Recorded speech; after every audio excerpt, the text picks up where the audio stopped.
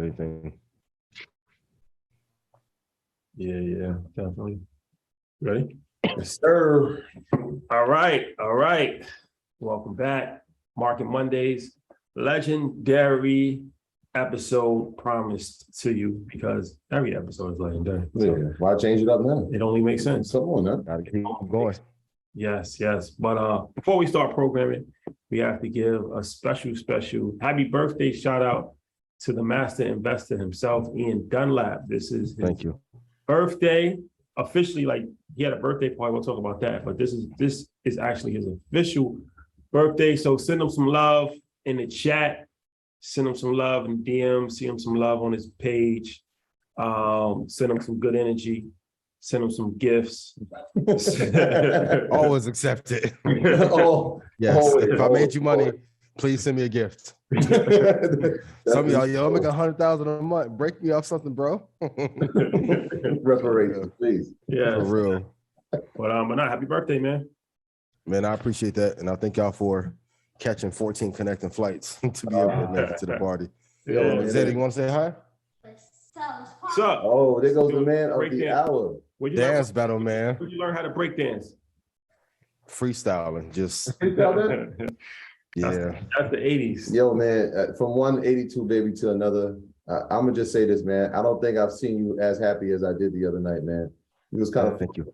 And so it was beautiful to see you and your family and your loved ones share that moment. I'm glad we got to make. I'm sure we'll tell the story of how we got there, but we were able to see there and be part of it, man. So thank you again for inviting us and our friends and family. You know, the family was in there. Of course. You know, y'all family. So, and it's a good point too. People who love you and care about you won't make excuses, and it's never forced. Like things just flow. You know, same with your party. I'm like, hey, let's go. I don't care how we got to get there. Train, bus, hook or crook, we're gonna get there. So I appreciate y'all making That might have been the origin. That might have been the origin of Pineapple Juice in that night. Indeed. Villain origin story. Yes. Me and Doom was getting it in with the matching sweater. Boy. Yes. See, I think was it Dom in the back shooting jump shots? Yeah, him and Xander out there playing. Whoever missed got to do 2 push-ups. So yeah, it's been a good time. Kudos to everybody who came to the party, everybody who's been here at the house, all my family. That's what it's about though. Like, you know, I don't feel 40, I feel 30, but to have my family, friends around, have y'all around, everybody in Red Panda, like it was an amazing time. So I appreciate y'all so much for real. MG, Tony, like Kiana, man, everybody. It was a blast. Yeah, definitely dope party. Shout out to everybody that came. We met Darrell Reeves there. Had a great conversation. That was random. That was very random. Yeah. Melissa Ford. Yeah, shout out Melissa, yeah. Of course, Terrence J. Terrence set it off. Thank you to Terrence from leaving Vegas and hanging with Usher and bring your squadron through. Timbaland was late, my brother. I appreciate you. He was gonna be there, but he was late. No, he missed it by like 20 minutes, I think. Okay. Yeah. But shout out to the king. But no, that was a dope party, man. I had a good time, enjoyed myself, all white party. So yeah, man, I'm sure you'll probably see he took the phone, so it's not a lot of footage. But enjoy yourself. Links will be dropped soon. Listen, I want people to be social. Yeah, I want people to come and actually we have to do it in the 90s and early 2000s. You have to, before you have the sidekick, you have to actually talk to people and walk up to them, you know, and not be in the corner. So, but yeah, when the footage dropped out, send y'all the link and we'll be good. And membership has its privileges. This party was, you know, everybody in Red Panda, y'all can come for free. But everybody who brought gifts, thank you for real. So if you want to join the rebellion, now is a good time. I don't see nobody else doing this in recession. A lot of people talking 2020. Kind of quiet now. So yes. Indeed. Yes. But yeah, happy birthday. So yes, the show is still going on, even on Ian's birthday. Market Mondays is still thriving. So we got a dope episode today. My brother Jose Rodriquez, aka the Credit Dude, will be joining us shortly. First time we really had an in-depth conversation about credit, but it's very important on the personal side and the business side. So I think, you know, when we talk about business and financing, you know, you can't leave credit out of the conversation. So it's something that's very important. And he'll be at InvestFest too. So thought it only made sense. So yeah, we're not gonna waste too much time. I'll get into it. I'll make a couple announcements. Shout out to my brother Beyond Win, one of the most loyalist dudes that I've ever come in contact with. Just a super, super good person. So it was long overdue that we actually interviewed him. So his episode, Earn Your Leisure, comes out tomorrow at 8 o'clock. Dope real estate, a lot of real estate gems. It talks about Cleveland real estate. It talks about, how to be a landlord to properties where you don't live in the actual state. Something that's very big for people like, in our region in New York and California, where they want to invest in the Midwest and the South, but they don't live there. So he gave some strategies about that. He gave some best practices on what not to do and how not to lose money in real estate. That's something that's very important because a dollar saved is a dollar earned. So, we haven't had a real estate conversation in a while. And Beyond Win, like I said, super, super just good dude, knowledgeable person, and really solid. So can we call him the ambassador? And he always wears the merch. Before he came, we were trying to figure out what color did he not have of our merch so that we didn't have the same thing on. And he didn't come wearing the merch. Every time we see him on Instagram or anywhere, he has a merch on. Every time. He has colors that most people don't. So shout out to him for just supporting. Shout out to his whole family who came and pulled up. Yeah. We got to witness some of the, the legacy, right? Like he's not just doing business, he's actually doing business with his son and his daughter. So it's extremely encouraging and inspiring. So shout out to him. His story is incredible. Yeah, so check that episode out tomorrow at 8 o'clock Eastern Standard Time on our YouTube channel and all podcast outlets. Once again, shout out to Beyond Win and shout out to the whole city of Cleveland, the whole state of Ohio. Super, super good dude. And remember to run the play. Yes. Nothing else. Run the play. Yes. We're playing and run the play. Yes. He's a good brother. I like him a lot. No, yeah. he's super solid. That's man. how dope. Troy. Yeah, man. So Red Panda Family Earners, we want to let you know about a great choice if you're looking to bank or invest. Ally is a leading digital financial service company with passionate customer service and is relentlessly focused on doing it right for both customers and our communities. Ally is giving our Market Mondays viewers, that means everybody listening and watching right now, a special offer on ally.com/EYL so that you can save, invest, and spend on the things that matter most to you. Again, that's ally.com/EYL. For everything we need, we're all better off with an Ally. Securities, products, and services are offered through Ally Invest Securities, LLC, member FINRA/SIPC. Shout out to the good folks at Ally. Shout out to Ally. Yeah. Disclaimer. Yeah, you know how this works. Do your own research. We say this every week, but it's always a good reminder, right? Do your own research. Our content is intended to be used and must be used for informational purposes only. It's very important that you do your own analysis before making any investment based on your own personal circumstances. You should take independent financial advice from a professional in connection with, or independently research and verify any information that you find on our show on which to rely upon, whether for the purpose of making an investment decision or otherwise. This is a measure brought to you by the good brothers at Earn Your Leisure and the good brother himself, Ian Dunlap, the master investor, the birthday boy himself. Yes. AKA Yacht Doc Dunlap. That's what we're gonna do for the next week. Any announcements? No, I love y'all. Thank y'all for coming to the party once again. I know some of y'all been asking about a birthday sale, so if y'all want a birthday sale, put yes in chat. If we get 1,000 yeses, maybe we'll do something special and drop something last minute. And then come to Invest Fest. If you haven't got your tickets, please don't message Janet, Troy, Rashad, Mike, Bam, me. Come on, man. They call him Mr. 2 weeks out. They just Ash Cash. Everybody hit like, yo. Everybody. Yo, they hitting everybody. Buy your tickets. Should I buy a VIP Lifetime or any of them?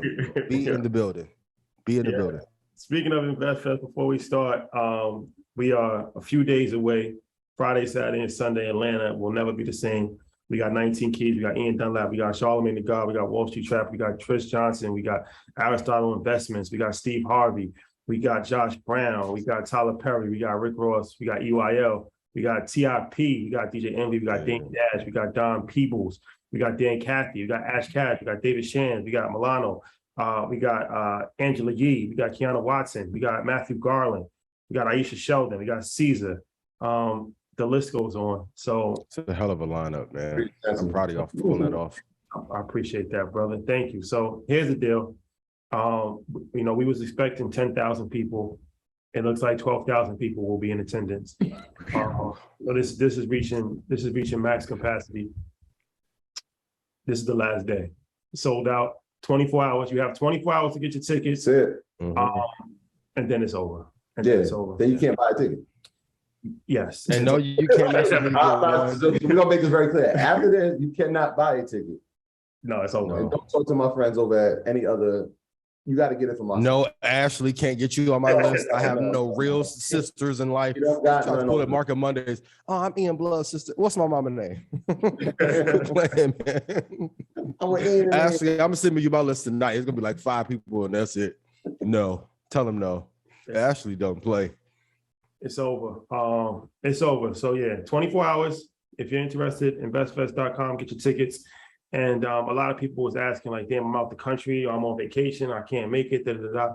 We decided to do live stream, pay-per-view, for the BET stage, which Ian Dunlap will be on the BET stage. There's 2 stages: there's the Vibranium stage and the BET stage. No, run down the BET stage. Tell them who's on the BET stage.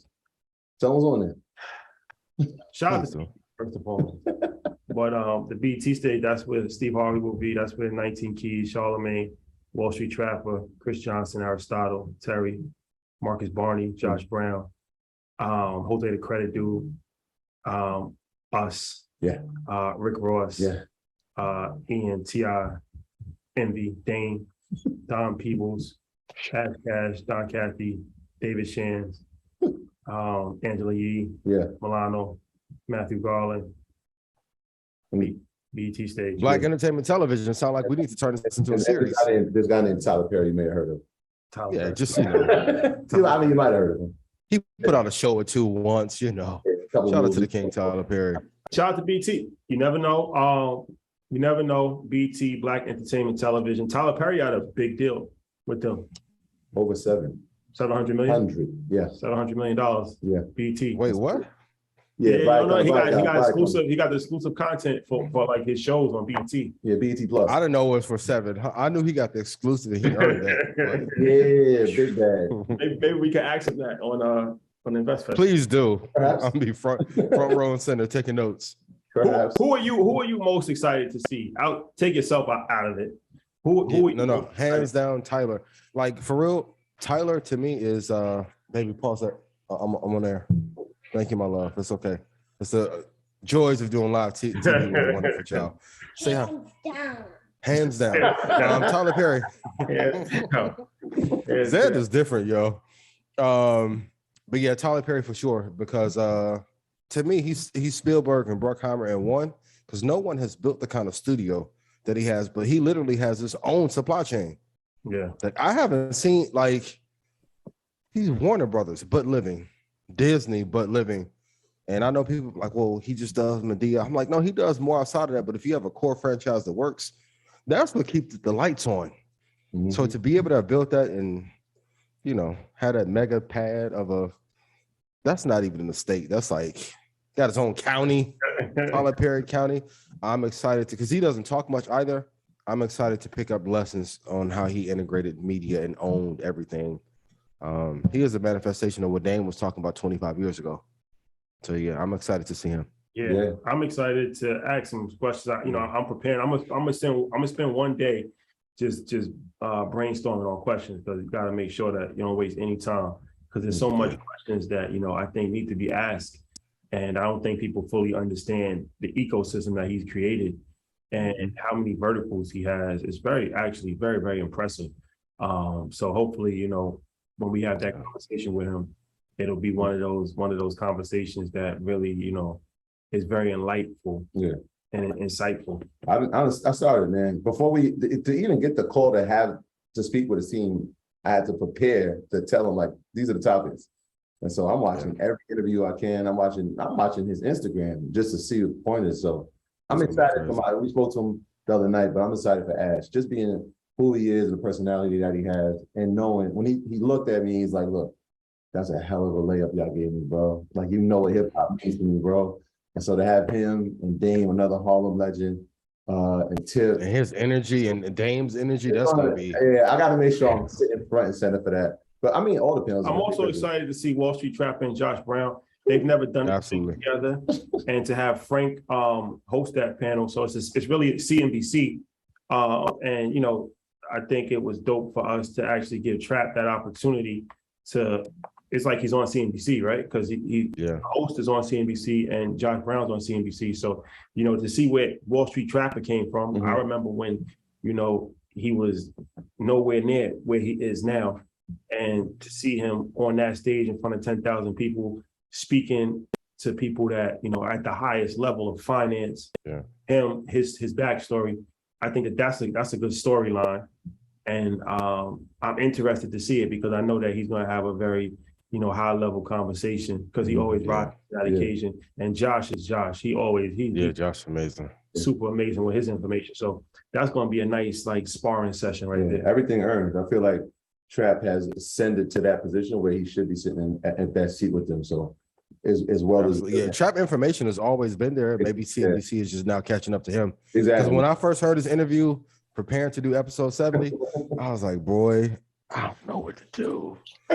Classic performers, I don't know what to do, bro.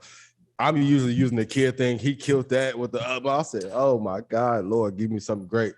So for him and Josh to sit down and Frank to be there, I'm glad CNBC is finally catching up to how great Trap is. Yeah, and then this is this guy that's going to be putting on the stage right after us on Sunday that I'm gonna be front row for.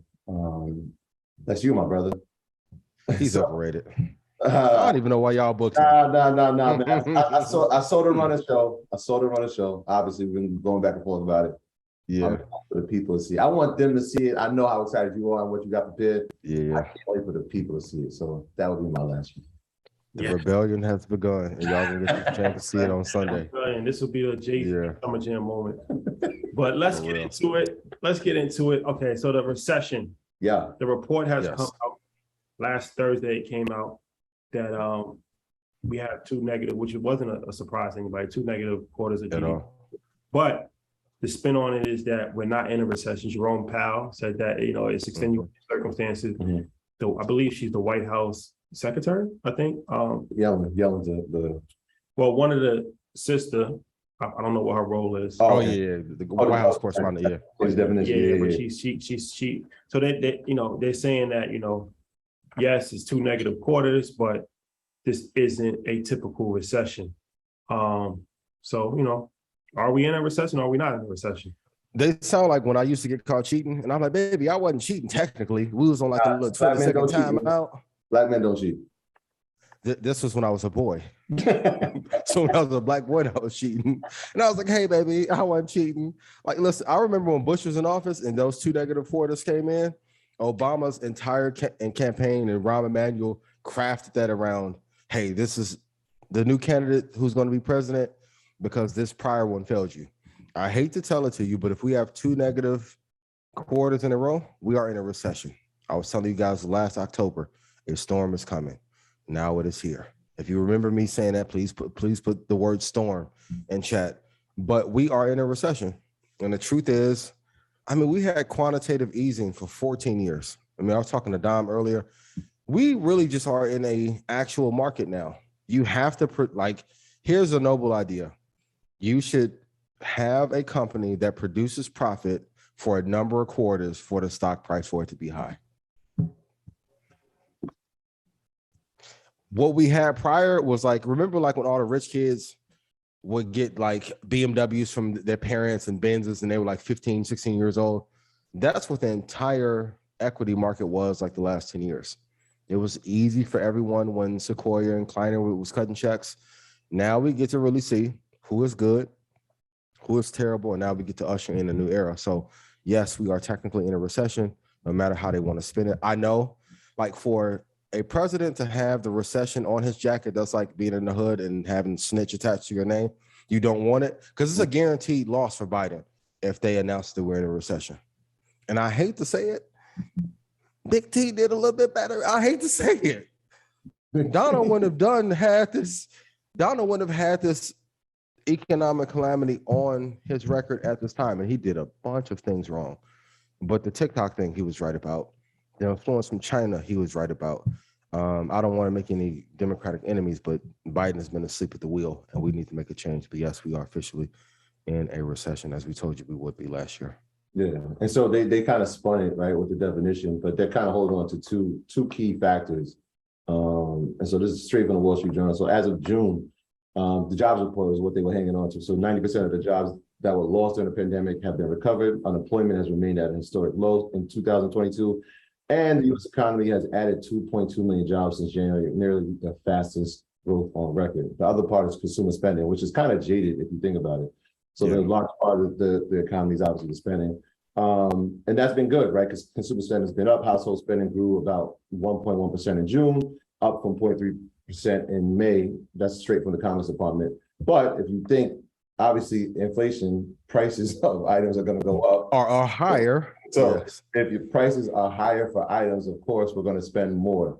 So it's kind of a jaded stat. Those are kind of the two things that they were like sticklers to say, all right, we're not officially in a recession because those two things are showing positive numbers. And so it's kind of jaded, right? So the stock market is rebounded last week. It had a nice little rebound.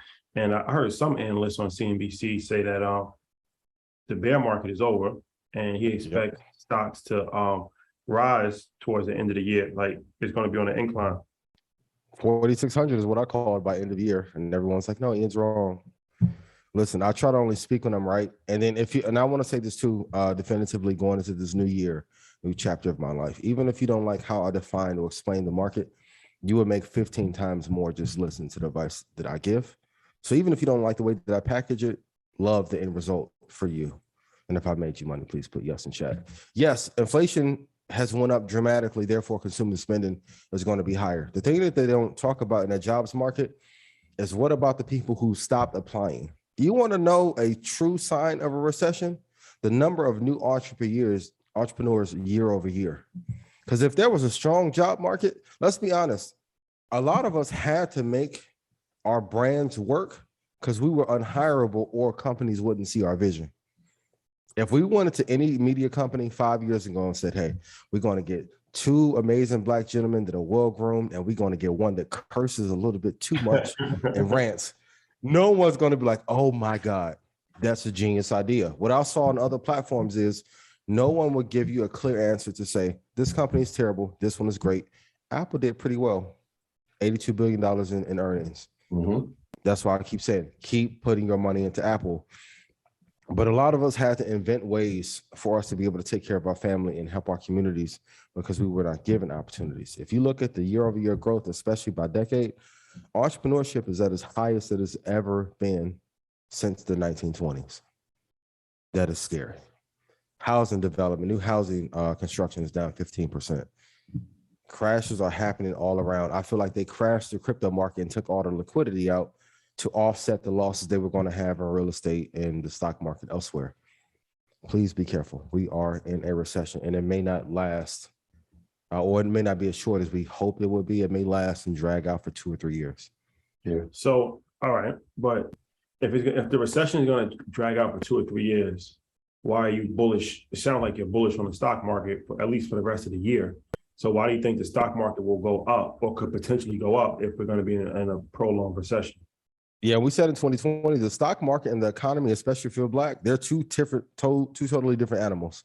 So the stock market is going to increase a lot faster, especially when you have a company like Apple doing $82 billion, which a company like Lucid will probably never hit that in 2 years, right? They are a printing press. Microsoft is a printing press. Bitcoin will eventually go back up when we have institutional buying. And it's really a market between owners and those that are being used.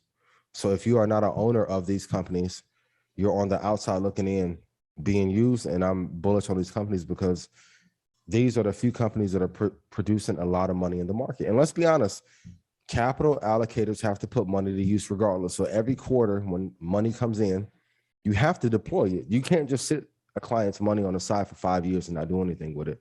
It has to be placed somewhere. So this is why I tell you, invest in indexes, even though the world was falling apart, the companies that are not producing well, just like on the basketball team, if I'm scoring 2 points a game, or if I drop a dud on Sunday at InvestFest, I won't be back next year. That's why I'm making sure the keynote good, show good, Ashley, me and her communication, making sure everything's smooth. As an entrepreneur, your job is to put up home runs every time you perform a task. Yeah. If you guys are at the party, I try to put up a home run. The merch, I say with Bam. I don't know where he got that Egyptian cotton with silk in it. Quit saying it's merch, like it's a fashion line.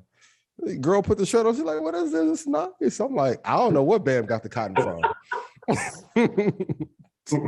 Hey, you have to put up home runs every time. And now you have to invest in the companies and assets. They're going to put up wins no matter what. Apple, Microsoft are one of those. Shopify hasn't been. Netflix hasn't been. Arc hasn't been. You have to cut the losers. You didn't mention my company of the year. Because even you know that's my baby too, but go ahead. Yeah, I mean, so yeah, Microsoft, obviously, we saw Apple's earnings last week. It was a big tech earnings, and then Amazon just came through and crushed it, right? They saw ASW 19 billion, almost 20 billion in revenue. Advertising went over 8.76 billion. I think they officially now passed Google and YouTube for advertising dollars. Revenue, which is insane. 7%. Like nobody is even thinking of Amazon in terms of advertising, but revenue growth was over 7%. But the most important number was the guidance, the future guidance. And we always talk about where the projection is for the next 2 or 3 quarters. And they're looking at a 13% growth in the third quarter and a 17% growth in the fourth. So we're talking about $125 billion quarter for the third and $130 billion quarter for the fourth.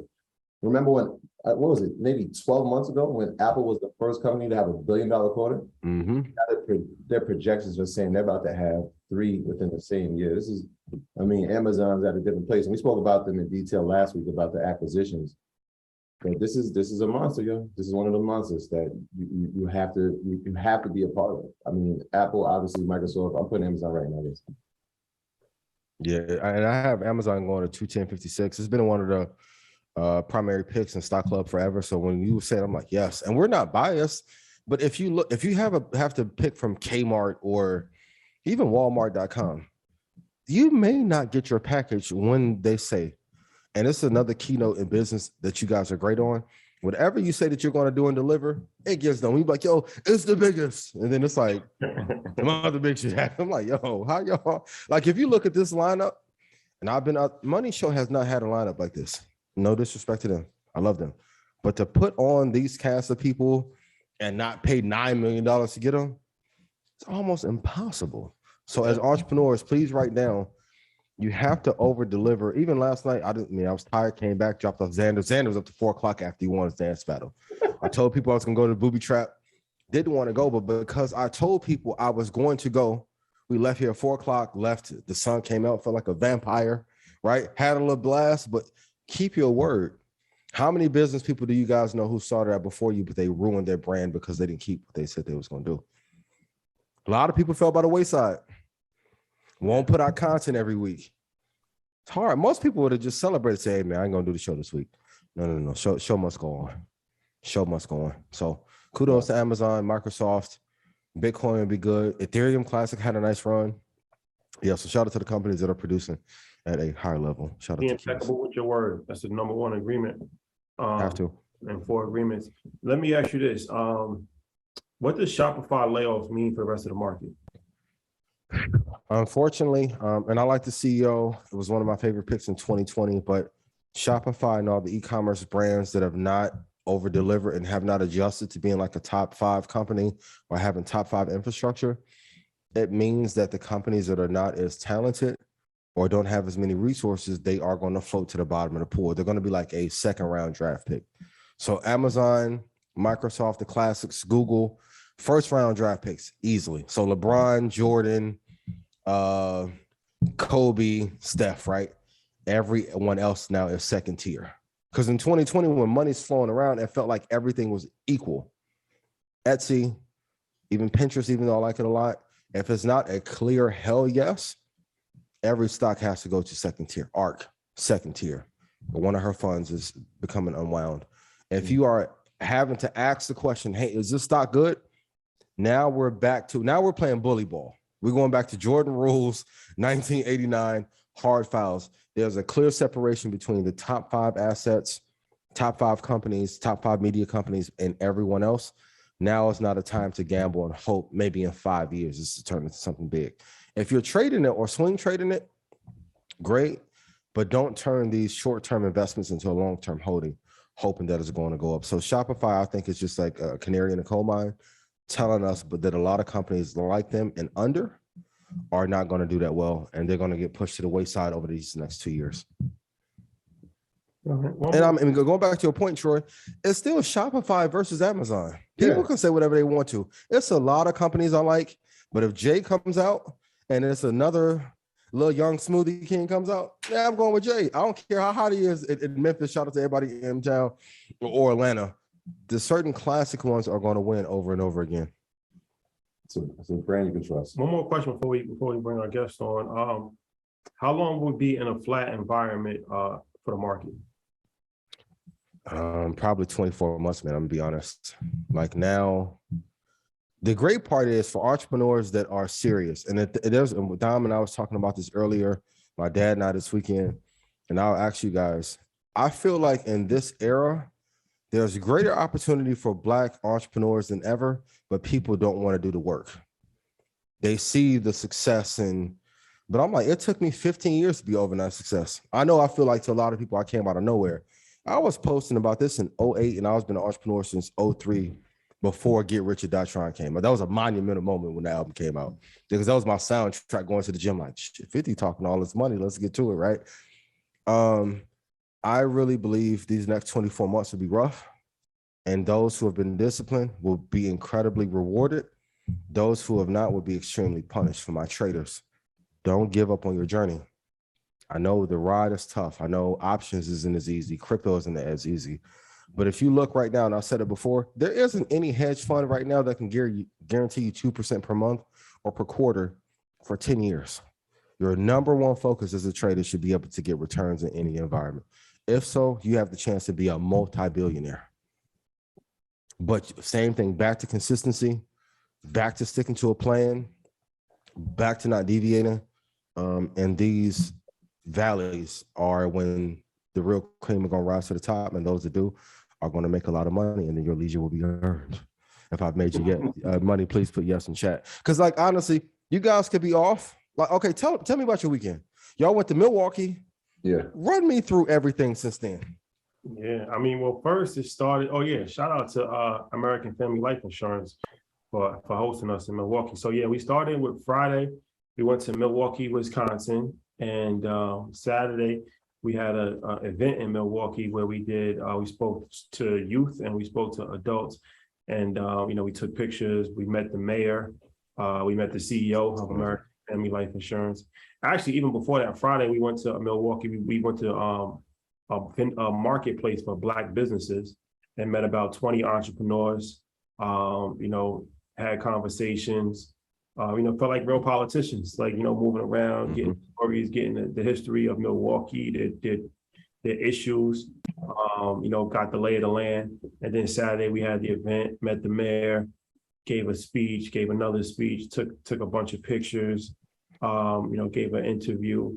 And then we had to rush to the airport because we had to catch the flight to Miami, but there was no direct flights from Milwaukee to Miami. So we caught a connecting flight, and that was issues because it was like hovering. Crazy. It was hovering around Atlanta for like 45 minutes before it landed. Oh, gosh.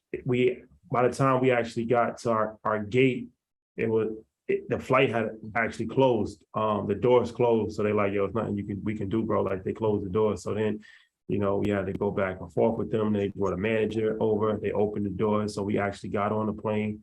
We was in first class, and they tried to kick us up out of first class, and they put us in comfort plus, and they put us back in first. It was a whole issue. But then we landed in Miami, and we landed at 9:00. The boat left at 10, so we had to go to the hotel run. Trey be like, don't leave. I'm like, I promise you, I will not leave you behind.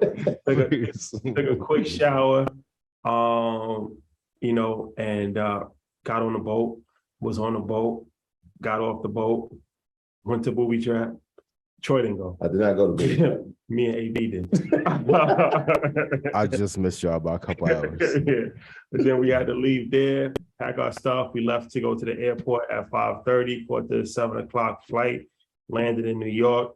I just, got something to eat real quick, got changed, went to Jacob Javits Center, went to DJ Envy and Caesar's seminar. Shout out to them. Thank you for having us.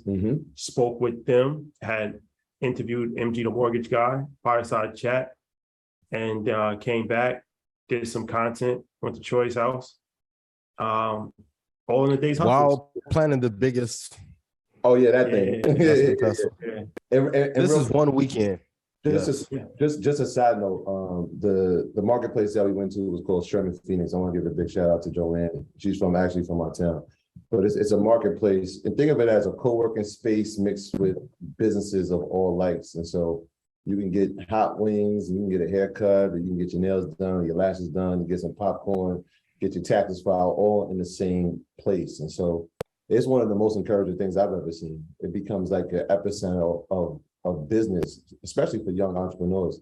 You know, they have the fourth largest population of Black entrepreneurs in the country. And so a lot of them get to start their businesses inside this marketplace, and they grow out of it. And so if they ever need a storefront or brick and mortar, this is a place where they can come to do it, and then they can expand out. So it was an amazing thing that we got to witness, and something I definitely want to replicate in our community, and everybody should want to do, just to give opportunities for businesses. So shout out to her and shout out to Sherman Phoenix. Yeah, but it's a lesson for entrepreneurs. I say all that. I wanted to give extreme detail, not to just overly just exaggerate the situation, but I wanted to just paint a real picture of entrepreneurship, because a lot of times it's just glamorized. It's just, you know, just having fun, spending money. But this is the daily grind that we do. And Abdullah, we'll be honest, most of it is not fun. Like, even that, it sounds good, but even for brand presentation, you know, Troy was shot very detailed. Troy, you had on some ish. I see you, Shotty. I don't know where you got the Versace silk, you know what I mean? But even that brand presentation is key. Some people are like, why can't you just show up in hoop shorts? And people are like, damn, I thought y'all doing good. Yeah, the audio went bad one episode. You're like, man, I thought y'all was making money. Why the audio bad? Shout out to Jay, right? All of that matters. And I want to give you guys a key detail. We got some entrepreneurs in here. For those of you who have not made your first million yet, you have to set your mind on getting at least 20,000 tasks done per year. That's about 54 tasks a day. Now, if you ask them how many they get done per day, and I want to see AB's text list, it's way more than that. Yeah, he's a machine. Way more than that, right? It's just volume in. I know you guys want an easy answer, like, man, how can I get the bag? And I'm like, okay, great. You're going to have to work your face off for decades, and then people are going to be like, yo, dog, you got lucky after you work 14 hours a day, 7 days a week. And you guys saw, like, my kid's with me.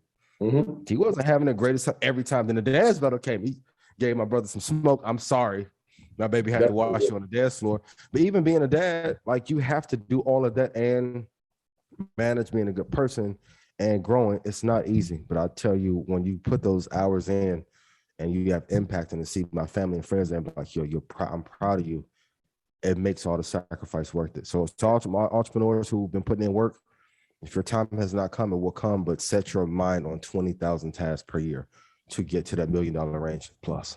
Yeah, and it's like, I was talking to AB last week, and, you know, he's running around crazy. We all running around crazy. And he's like, yo, when we gonna get a vacation? And I told him, I'm like, we on vacation. I'm like, you can have a regular job. Facts, and be stressing. Yeah, like, you know what I'm saying? Like, we get to travel around. At the end of the day, we blessed. And it's like, that's important to keep that in perspective as an entrepreneur. Like, just to be able to wake up whenever you want is a blessing. That's a blessing, because 99% of people will never even have that level of freedom. Just to be able to, you know, go to your son's basketball game is a blessing, because you could be working a regular job where you don't have that freedom, you don't have that flexibility. So it's like, we running around, we in Milwaukee, we in Miami, we in New York, but you gotta really love the process. And yeah, that's why I told him, like, we on vacation. Every day is vacation. Even if you look in like 96, like, even to talk about publishing, I remember when artists, it was looked down upon to even know about your business deal structure and publishing. Going back to 99, we couldn't name 25 Black men that had the opportunity to make $1 million a year in business.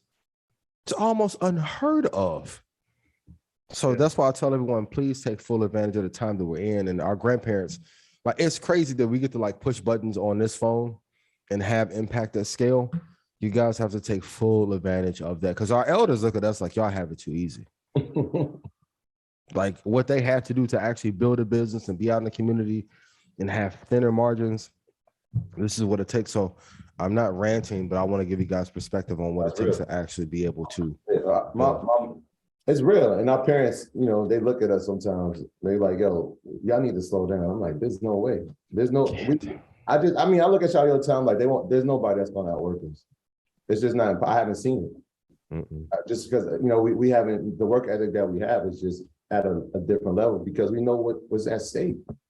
We know too much to risk. Much at stake. And we know the importance and we know the level of significance of the work that we're doing is. And so there's never going to be a stop. We have to keep going. Yeah. I tell my guy all the time, I'm not going to look at my kid at 50 and be like, man, I could have did more, but I took off 3 days a week. Therefore, Nasir need $500, you know, SCK on his own. You hear me?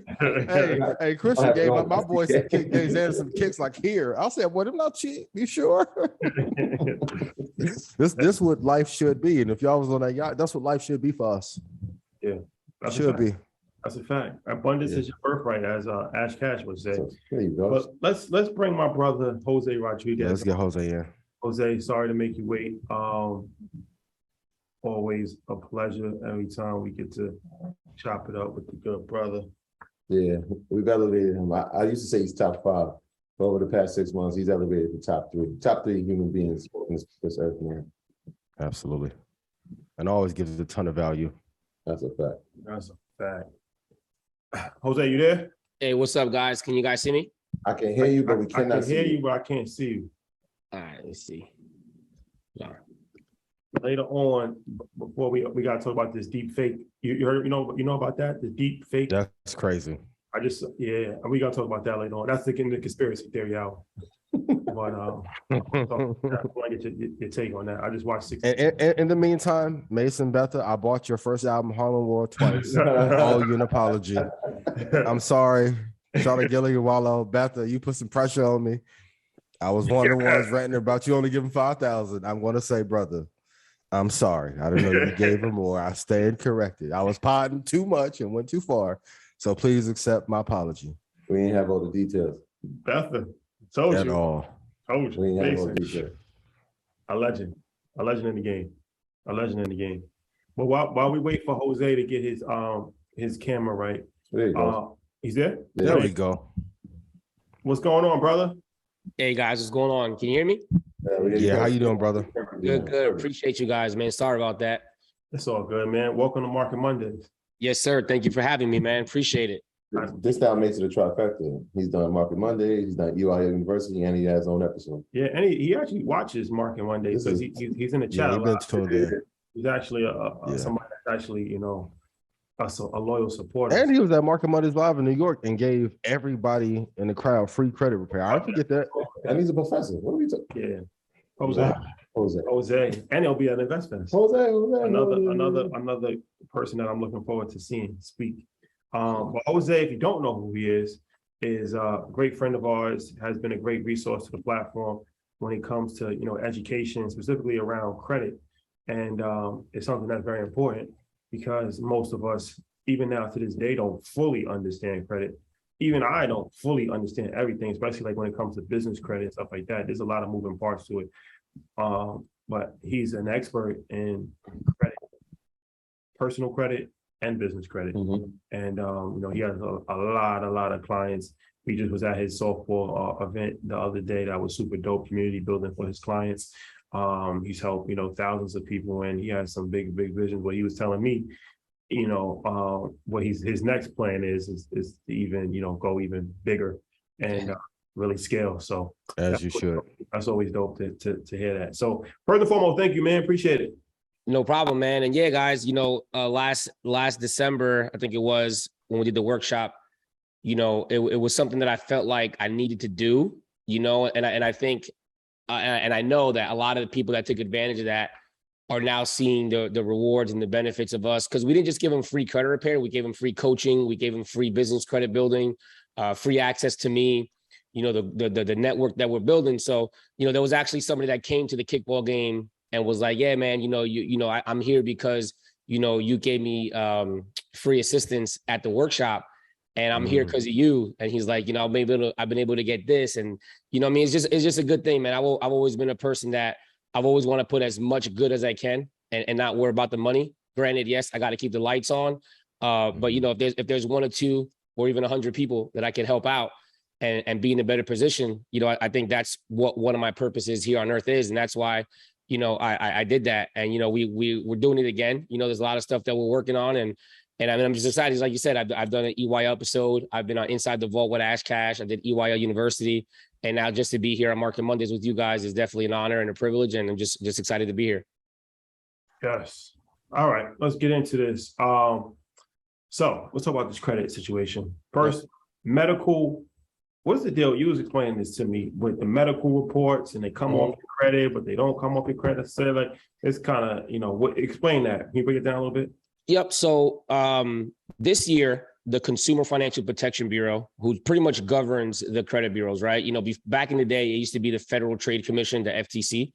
And now they moved over to the Consumer Financial Protection Bureau. So they're like the watchdogs of the credit bureaus. And they came out with a bill that stated one of the most important things and probably one of the greatest things that I've ever seen in credit. Like, I'm a credit repair company and I don't want to see anybody with bad credit. Other credit repair companies would piss because paid medical collections no longer report on your credit report as of July 1st. But here's the thing. Who are we dealing with here? The credit bureaus, right? If they were so accurate, people like me and other great credit repair companies wouldn't exist. So the thing is that you still got to be vigilant. You know, so that's why I've always been a firm believer. And you guys know I've spoken to Breakfast Club. I've spoke on EYL about it before. I'm a big believer of paying your debts. And, you know, I'm not a firm believer of evading your debt. So even if we delete something from our client's credit, we still tell them, listen, you might have to pay this back. You know, there's a possibility where, okay, I might get this repossession deleted. You still might owe the debt. You know what I mean? It doesn't exclude you from the debt. It's just removed from your credit.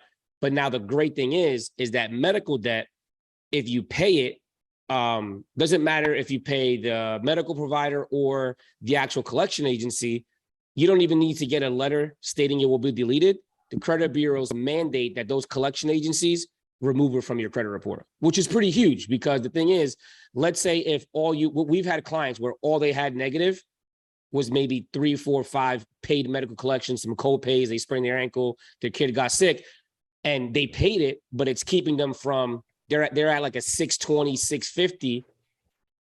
They should be like at a 780, you know what I mean? Because the thing is with a medical collection, right? Or any collection for that matter, it's not so much the balance, it's the fact that there's a collection period. So if you have $1,000 collection or a $3,000 collection or even a paid collection, your credit score is really going to be the same. So the reason why this is so huge, guys, is because now if you're trying to buy a home, you're trying to start a business, you're trying to do whatever your case is, you know, medical debt technically is one of the biggest reasons why people file bankruptcy or have bad debt.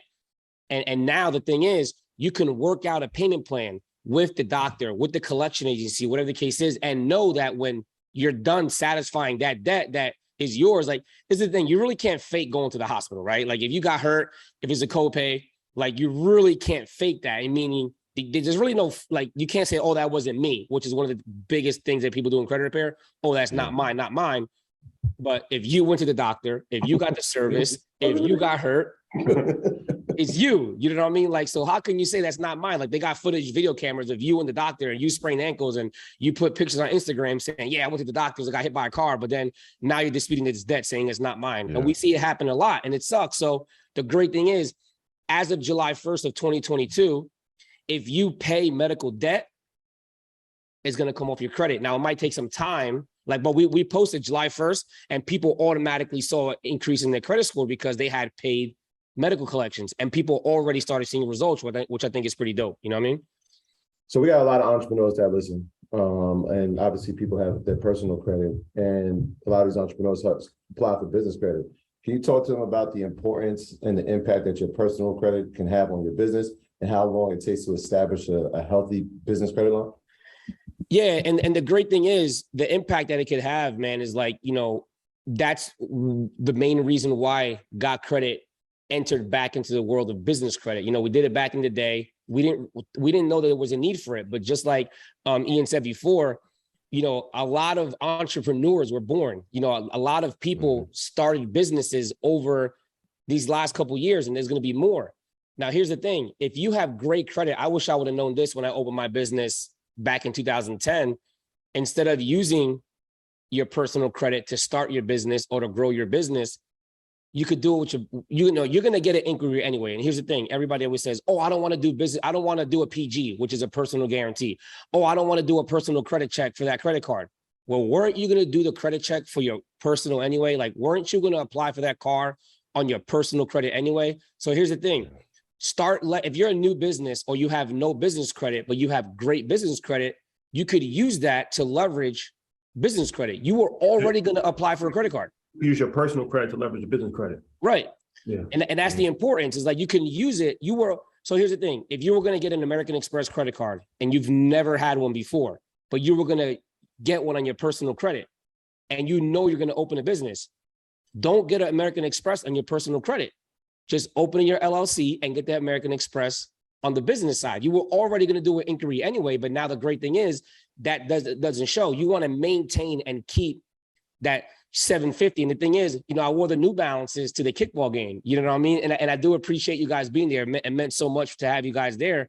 And I wore the white New Balances because, the thing is, you could have a $3,000 outfit on and get denied for a $500 credit card, which we see a lot.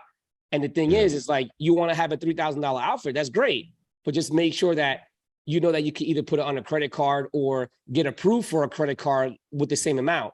And I wore the New Balances because that signifies good credit. You see the older guys with those New Balances, like, oh my God, yeah, that guy got good credit. But the thing is if you use your personal credit to leverage and to get more business credit, even in the first 2 years of business, think about it. You're never going to have bad credit because you're never going to have debt on your personal credit. And I think that's the biggest thing where people don't realize that you might have to do a personal guarantee. You might have to get a personal credit check. You might have to run your credit the first couple of times. But guess what? 4 years later down the road, you might not have to. You know what I mean? And I think that's the most powerful thing when it comes to personal and business credit. What are like the two biggest mistakes you see entrepreneurs making when they're trying to establish their business credit? I would say probably the biggest one, and it's the simplest, is using their home address for everything. It's the easiest change you could do. Get a virtual address, go to Regis, go to Opus, get an actual business address if you don't have a brick and mortar. So like if you have a brick and mortar building, use that address. You know what I mean? If you open your business with your home address and you end up getting a brick and mortar a year down the road, change the address, change it with the IRS, change it with the state, change it with your bank account, change it with all your vendors, all your creditors, right?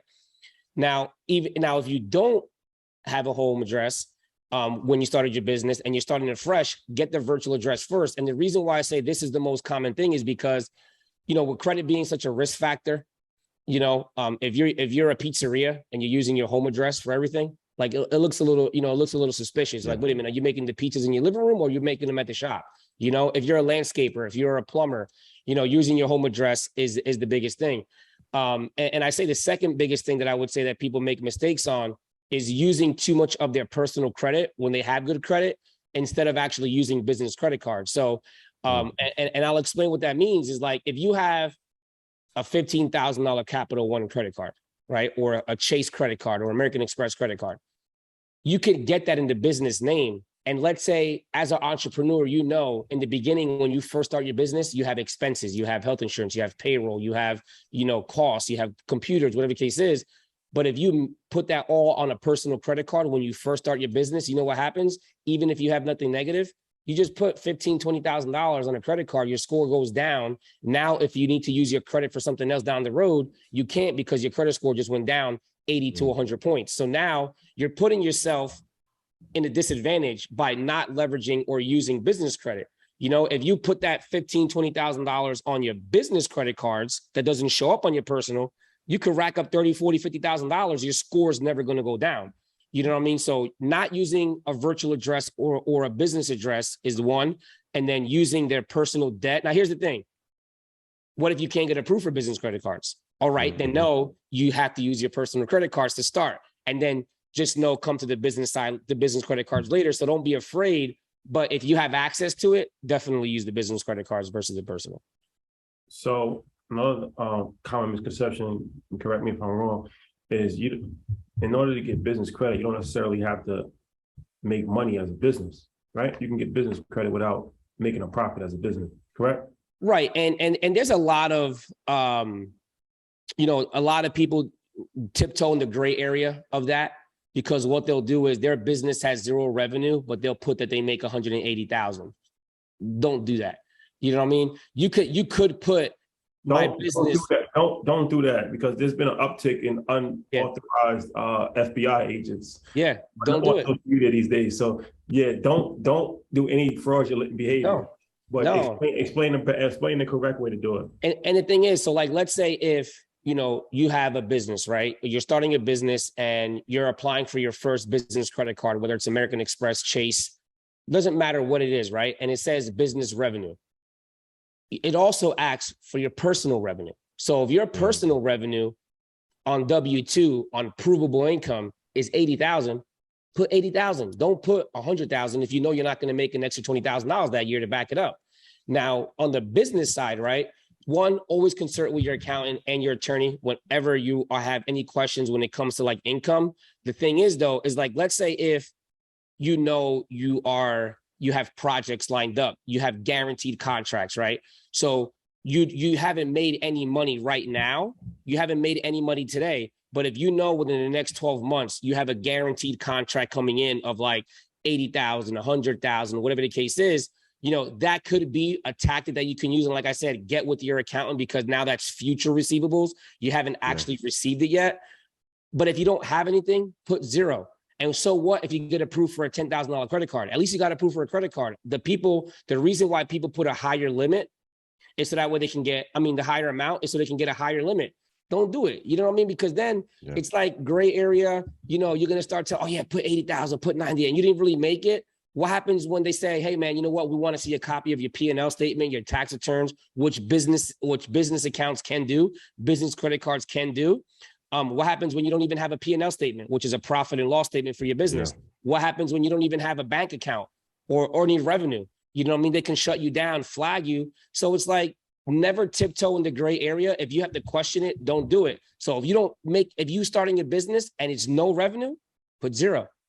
It's the best thing to do. But like you said, also what people fail to realize is that most people that start businesses, they have a job. They very rarely just go cold turkey and start a business that makes no revenue, and because then you'll be homeless, right? So it's like they're going to use your personal information anyway.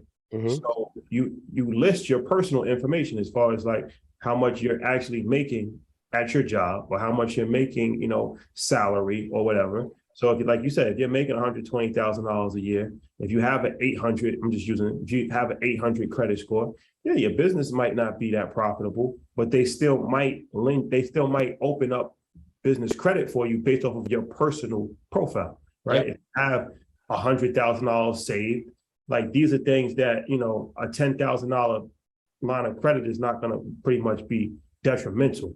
$5,000, and it might not be a lot, but like you said, it's something better than nothing. So it doesn't necessarily mean that just because you have no business income that you have no income. Right. But a lot of people aren't entrepreneurs, so they always look at the most pessimistic thing possible, and they're like, of course, oh, if you have no business income, then how could you list income? That's fraud. Obviously, if you have no business income, you probably have some sort of other income.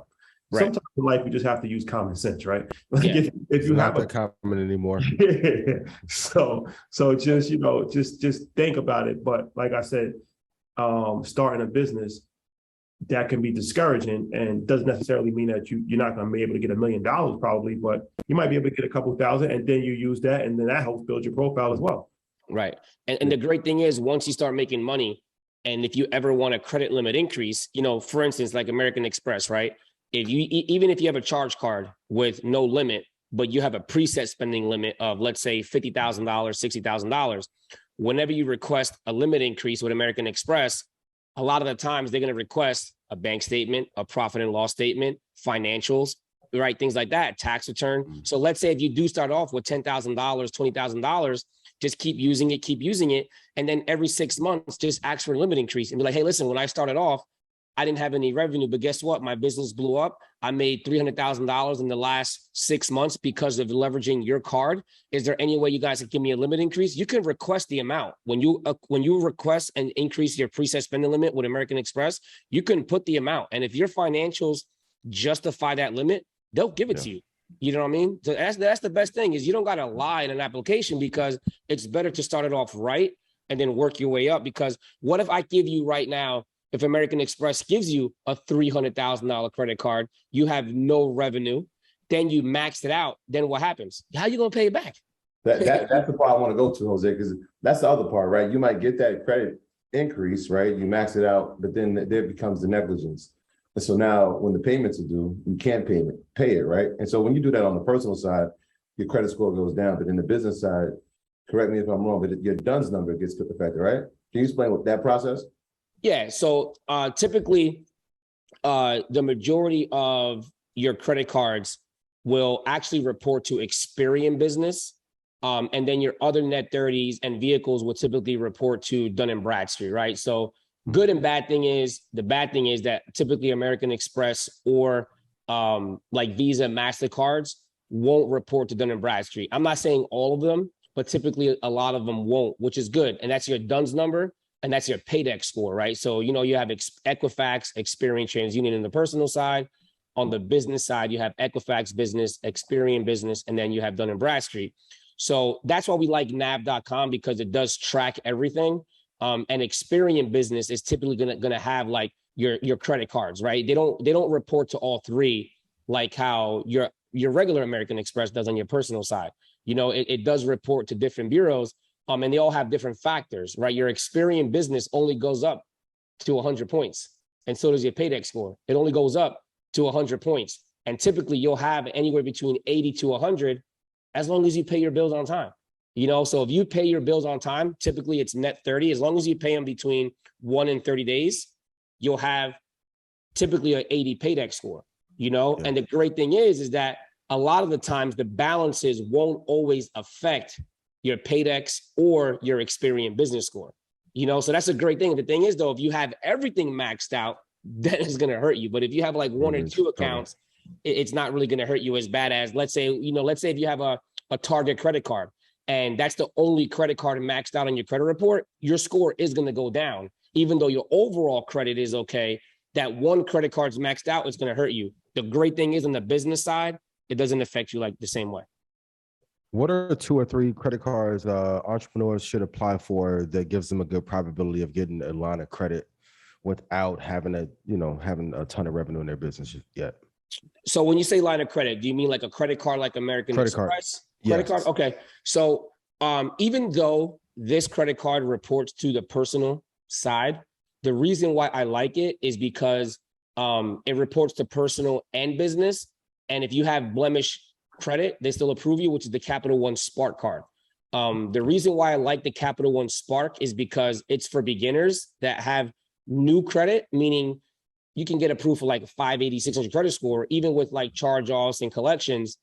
And it also reports to your business credit report as well. You know, so the reason why I like that one is, even like I said, even though it reports to both, which I would never really suggest it, it's just because it's a great starter card to get. And that's why you brought it up. Like, which one are they going to likely give it to you? Let's say, even if you get $1,000, $2,000, $4,000, whatever the case is, it's more than you had before. Just be mindful that if you maxed it out, it is going to report to your personal credit.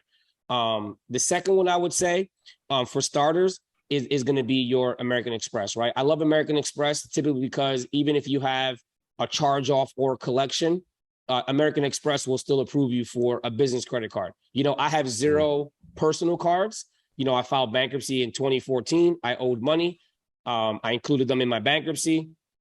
A few years later, I paid them in 2020 and they unlocked me and I was able to get American Express again. So they're very, very lenient with people when it comes to either having blemish credit, bankruptcy, and you pay them, or if you're a new business. So you could literally open up your doors today and open up your business today. And as long as you have a bank account and a tax ID, get approved for up to 6 American Express credit cards tomorrow, which is a great thing because now you have access to 50, 60, $80,000. And a lot of people come up to me like, yo, man, I watched your video on YouTube, on EYL, on Instagram, whatever the case is. They're not even clients of mine. And they're like, I did exactly what you said. I applied for American Express and I got up to 6 credit cards. And that's what helped me start my business. So that's the why I like it, because it's something that's very feasible for a new entrepreneur or a seasoned one. And I would say the third one, which might throw people for a loophole a little bit, is gas cards. And the reason why I say gas cards is because if, like, for instance, right, I have this gas card right here, right? I'm gonna cover the number right quick. I just happen to have this gas card right here. It's called a Fuelman card, right? This Fuelman card also has a MasterCard logo. So now this gas card can typically work as a MasterCard. Now, can I go to Macy's and buy something with this gas card? No. But the thing is that you could be a new business. What do typically all businesses need to put in their car to get to and from to networking? Gas. What's expensive right now? Gas. What is crazy? What do people complain about? Gas, right? The thing is, if you have a $25,000 credit card that doesn't report to your personal credit, is gas a problem anymore? No, you just got to find a way to pay it back. You need to get to InvestFest and you don't have money, drive your car and it probably costs you $500 in gas round trip. What else can you buy at the gas station? Food. You can buy gift cards. You can buy, the thing is, if you don't have any, like I use this as a prime example, right? When I was starting my business and I was driving to Florida for the credit boot camps, I would use my gas card. I was allowed up to $1,500 a day inside of the convenience store. So what I would do is buy $1,500 worth of $100 gift cards. And I would then use my gas card to buy Visa gift cards and use the Visa gift cards to do what I had to do. Like, that's the life of an entrepreneur. A lot of people don't realize that sometimes you got to think outside the box. So I'd never not had gas. I'd never not have gift cards. And I could always use my gas card as well to purchase chips, soda, milk, eggs, bacon, cheese. And I'm telling you, that's what I did back in like 2014, 15. I was using my gas card to buy $100 Visa gift cards and groceries inside of the convenience store in the gas station. Always had gas. Like, where everybody's complaining about gas, I don't really complain about it because I haven't. You know what I mean? So Capital One Spark, any business American Express card, and any gas card that usually has a MasterCard logo, like a Fuelman, a BP, an Exxon, a Shell, Wawa, those type of gas cards, because you always need gas. So as a starting entrepreneur, okay, you might not have money, you're just starting out, but you not having a flight shouldn't be a reason why you can't go to EYL. Shit, sleep in your car if you have to. You know what I mean? Like, it's sometimes you got to struggle, and sometimes you got to go through certain things in order to obtain the things that you really want. You know what I mean? If that makes sense. So let me ask you this: Amex, American Express, that's like the pinnacle of credit cards, right? I would say so. I mean, Chase Sapphire and Chase Ink are pretty good, but I would say overall American Express, I think hands down, is the best credit card out there. So how do you maneuver through American Express? Because I know there's different levels. There's like the clear one, then there's the gold card, there's the platinum card. So as you are building your American Express history, should you be asking for credit increases? When can you go from like a clear to a gold can you ask to be upgraded? Like, what's the procedure to navigate American Express? Yep. So the clear one you're talking about, I believe, is the everyday cash. Like I said, I don't have any personal MXs, so I believe that is the everyday one. The thing is, I would always tell people, never get more than one personal MX, because if you can get approved for a personal MX or two, do it into the business. So what I always tell people is this: first ones that you want to get, because it's also going to teach you a lot of responsibility. Like, guys, credit is one of the most important things. It's also one of the most dangerous things if you don't use it properly. So what I always tell people is, people think American Express only has credit cards that you got to pay in full every 30 days. It's not true. They only have 4 on the business side. There's 14 business American Express credit cards. Only 4 of them require you to pay it off in full every month. Okay. And that is the green card, the plum card, you have the green card, the plum card, the gold card, and the platinum business. So these are all business credits. I have them right here in front of me. So I have them. So the thing is, those credit cards require you to pay it off in full either 30 or 60 days, right? There is a pay over time feature on some of those cards. The thing is, though, you can get up to 6. So the first 4 credit cards that I feel everybody should have are the 4 charge cards. Why? Because it's going to teach you responsibility, and it's also going to teach you to not max everything out, and you got to pay what you use in 30 days. So if you know, all right, you have an $80,000 limit, but if you know you ain't going to pay off 80 grand, maybe you might just use 5. Like, don't go popping bottles at the club. Don't go by doing everything. Like, I've made those mistakes where I've tried to do so much for other people, and I'm like, oh, damn, like I bit off a little bit more than I can chew. Yes. And you're putting yourself in a position where now you're going to revoke access to your American Express cards. So I would always say, Rashad, is get the 4 charge cards, which is the green, the plum, the gold, and the platinum card, right? Get those 4 first, build history, and you can typically get approved for up to 6 in one day. So the other 2 that I would recommend that you get is a Delta, like an airline card, and a hotel card. Why? Because you got to usually fly somewhere, and you usually got to sleep somewhere, you know? So now you can remove those by saying, oh, I can't go to InvestFest. I can't go to this networking event. Because the thing is, what do everybody always say? Oh, when are you coming to my city? When are you coming to my city? Don't worry about, just know that there's an event and you got to go to that city. That's it. Yeah. You know what I mean? So now if I ever want to go anywhere, boom, I got my Delta purple card, right? I got the Delta platinum card. So let's say if I got to bring my team with me, boom, you know what? I put on the Amex and I'm good. You know what I mean? So the most important thing as far as building up is now, which is one of the most important things, and the biggest things we hear with American Express is, yo, I want a black card.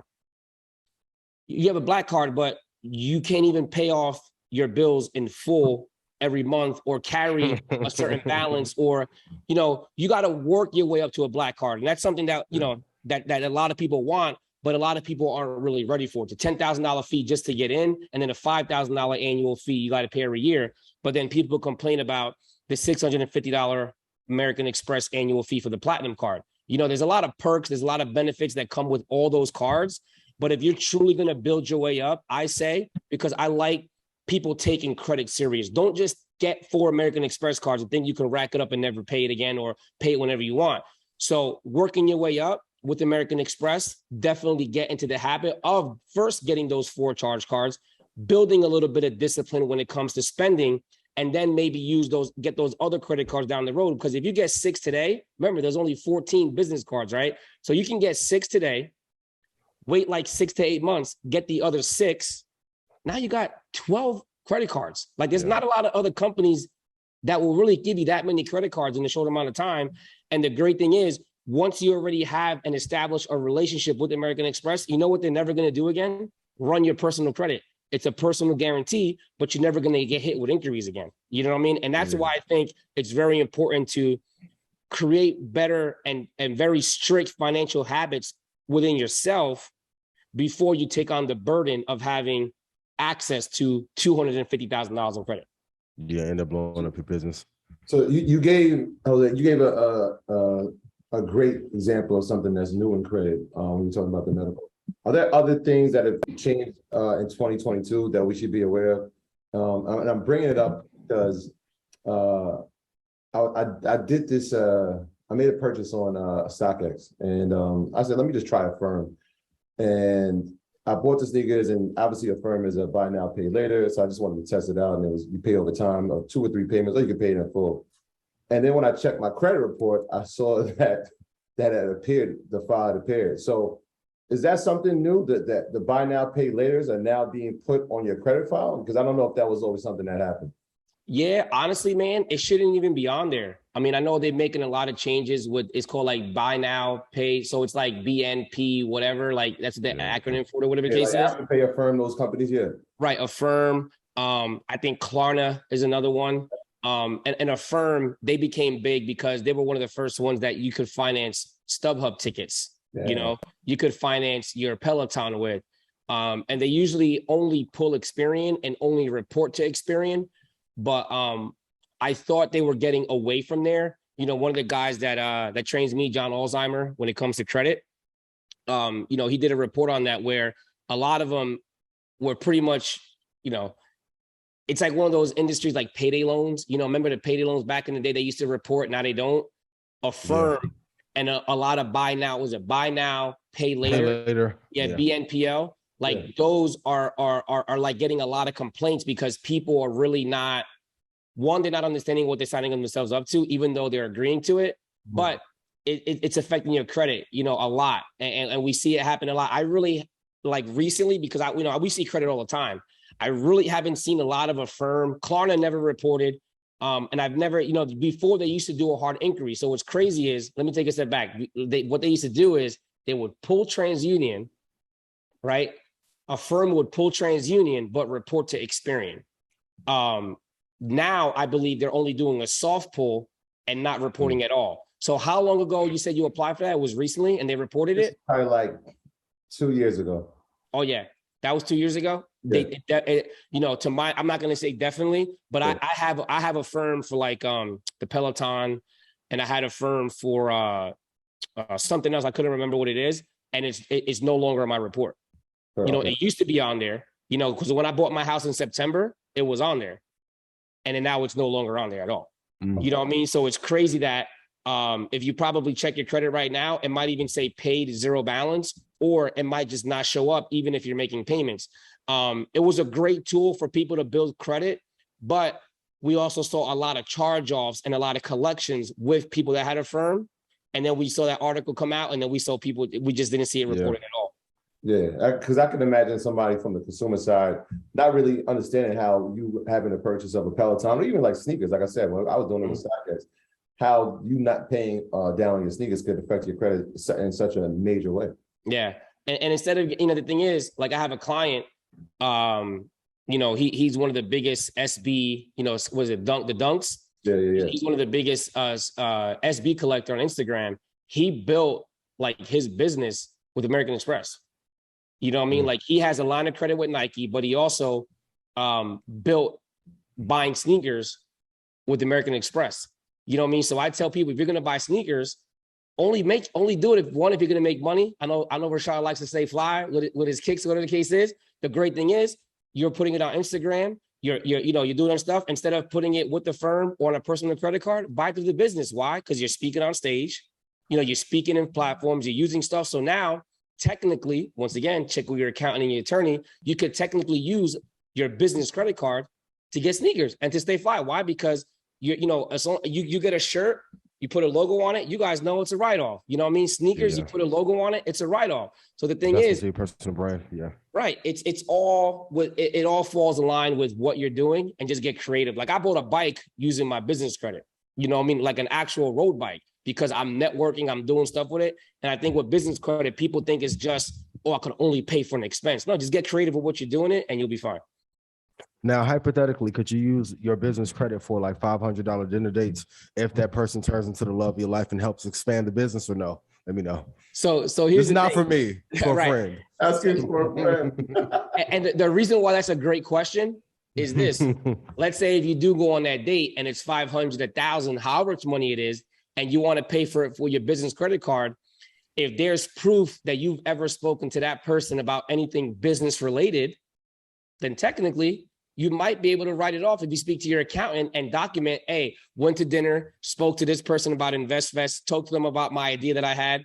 I mean, just meeting the person. Typically, when you meet a person on your first date, you do want to talk about what your future goals are, what your ambitions are, what you have going on in your life. And you say, hey, listen, I'm trying to start a business. I have this business going on. I have this. What do you do? Boom, boom, boom. I'm going to this InvestVest.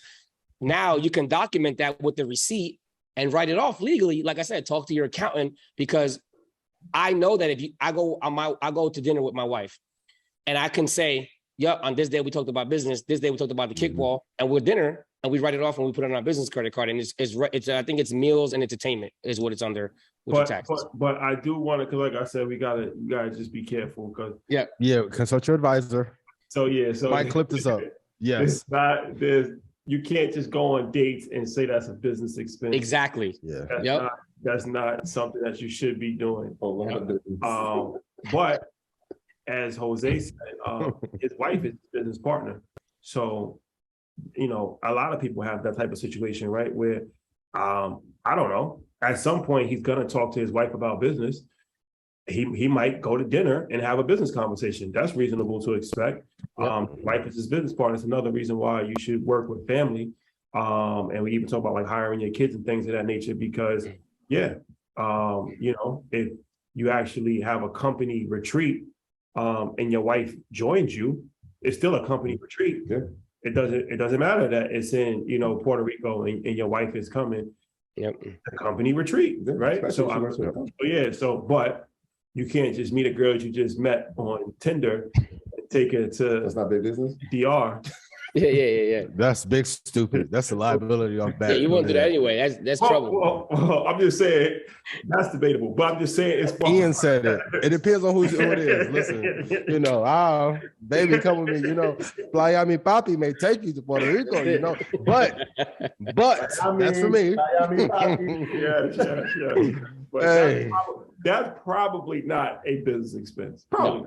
No. That's extracurricular. It's a business expense for somebody, maybe. Yes. Yeah. The doctors. Mastermind and like Dr. Miami doctor? You only go for some. And what's crazy too, another great thing about working with family too. So like my mom, me and my wife work together, right? And I love it. I wouldn't change it, but I drive her crazy. My mom works with us. My little sister works with us. My two brothers work with us. Amazing. My brother's wife works with us. My best friend, his wife. So the thing is, whenever I get together, I won't be talking about business. Like I'm obsessed with Got Credit, right? Always. All we talk about. So now, if I'm going to have a barbecue, it's a company barbecue, right? Once again, talk to your accountant. But the thing is, I can document, we're talking about the kickball game. I'm going to go ahead and get some burgers and hot dogs. I work from home. I can prove I work from home. And that's a great thing. Like Rashad said, working with the right family is you can take little retreats here and there, little meetings, little barbecues, and then write it off as a business expense as long as you're legally justifying it and you're not tiptoeing in the gray area. It's just about playing the game. And I put a post on Instagram that went pretty crazy. When we went to Mexico, it got a lot of traction. And we went to Mexico a few months ago, and it was all of us. And we had our families with us, and we was all. But the thing about it, I'm like, instead of going on vacation, go on company retreats. And instead of using your personal credit card, use your business credit card. So it's like we went to Mexico, but we went to Mexico for business. That's a company retreat. It's not a personal justification because everybody that went is part of Earn Your Leisure, right? So now we have a mastermind and we actually discuss, business strategies and our plans for the next 6 months and different things of that nature. But we out there on a company. And they really did, even in the ocean. So before, some mega interviews that came out, Mike talking the code, I'm like, hold on. We were talking about Tyler Perry. I think we were talking about Tyler Perry. Shawty looking like, hold on now. I'm like, hey, I'll swim real quick.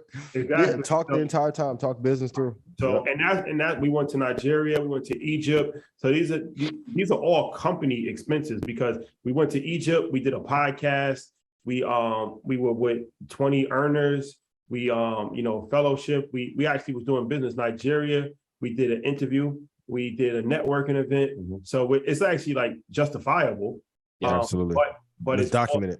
It's documented, but it's also something that not only is it a tax write-off, but we're actually using our business credit card as well. So now we're actually getting reward points. That's what I want to ask you about. We're getting reward points for building our business credit profile. And it's actually beneficial for us as well. So just changing the way that you look at things. And like you said, even merch, right? It's like when I do the drip report and all of that, as long as it's EYL, it's EYL logos, it's EYL. That. So that's actually merchandise, right? So this is something that's actually part of our clothing brand.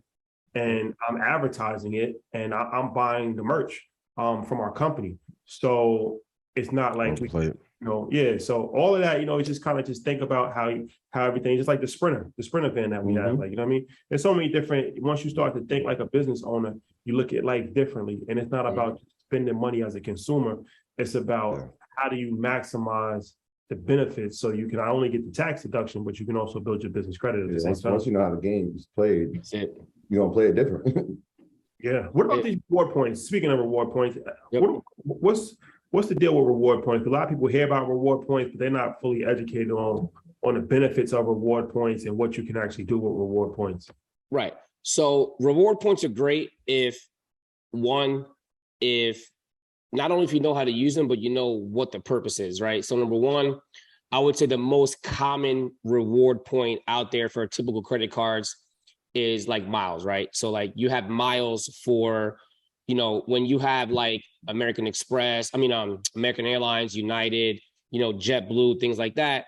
If you have credit cards associated with those airlines, you ever see like when you go on the airport and the flight attendant is getting ready to land and she says, attention, we have 60,000 bonus miles available if you apply for a credit card. Like the thing is, when I was younger, I thought that person was so annoying. Why? Because my parents was like, oh, here's this person goes again.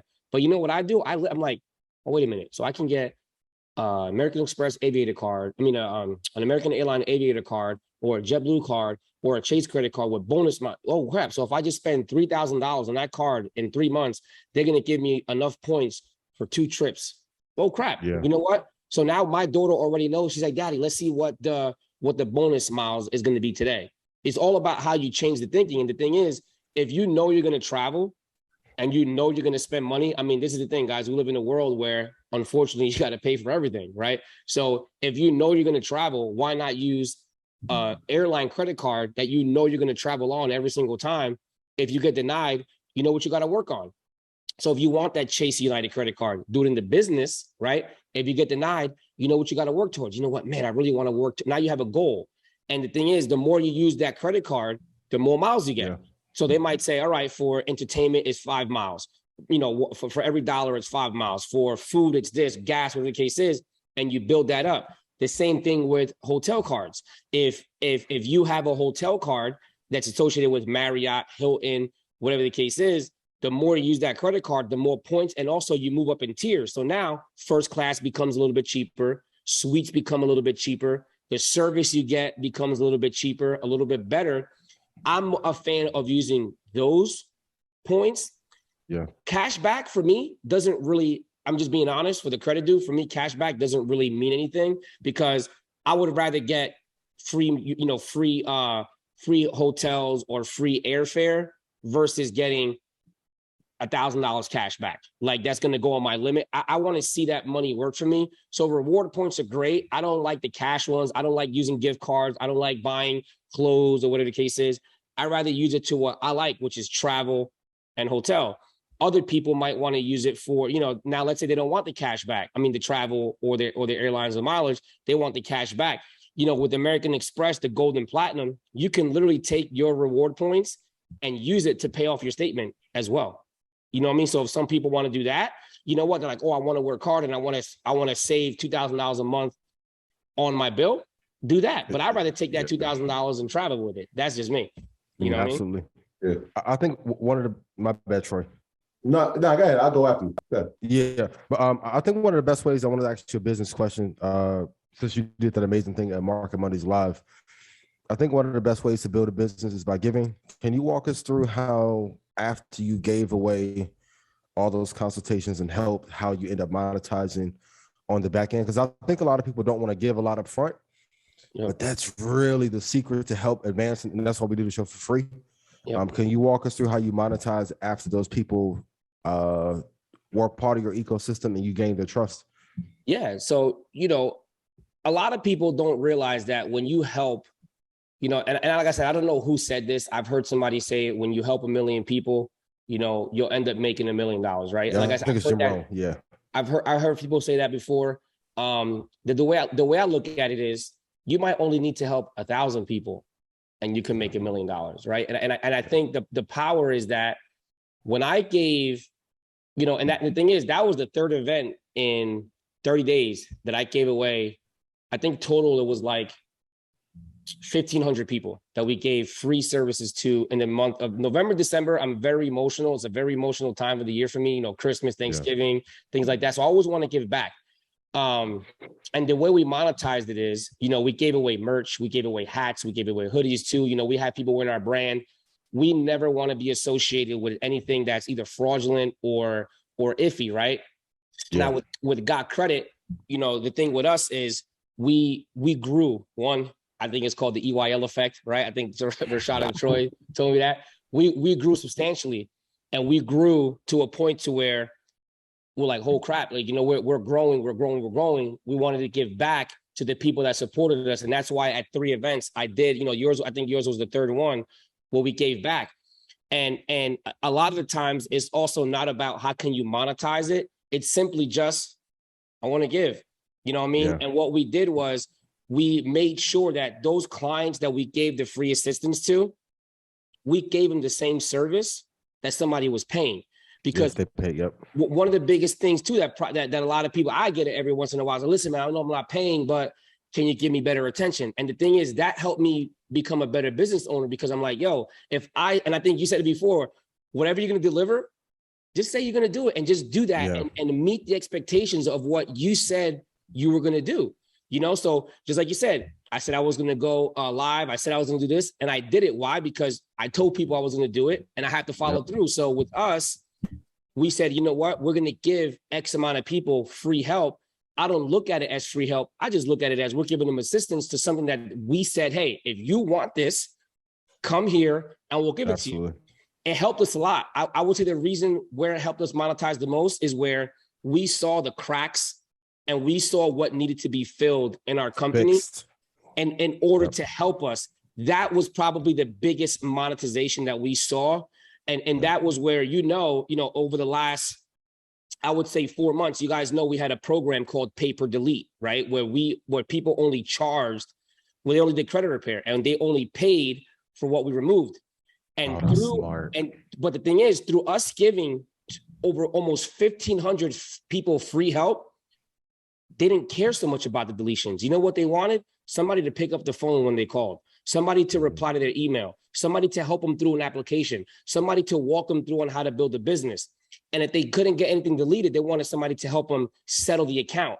And that's where we started the Got Credit Academy. We honestly dissolved the Pay Per Delete program where it was just credit repair we were doing. But you know what we did instead?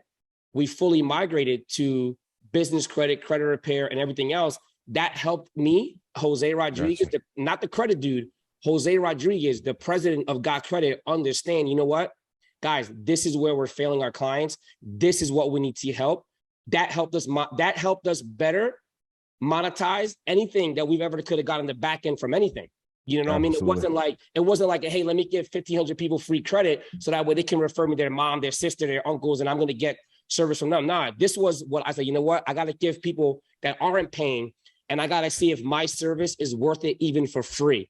And I got the hard truth, man. Listen, a lot of people, if you don't want the hard truth from clients, don't request it. Don't ask for it. That's how we were able to monetize it, man. We gave almost 1,500 free help, 1,500 people free assistance. And listen, grade me. Where can I get better at? And it was all communication. So we hired more people. We dialed down on our core values, on our mission statement. Mm-hmm. That helped us so much, Ian. And I feel like now Got Credit is such a better company because of the people that we help for free. I love it. Jose, you spoke about your daughter, and we all have children here. And and so I'm wondering what's the best way to introduce them to credit.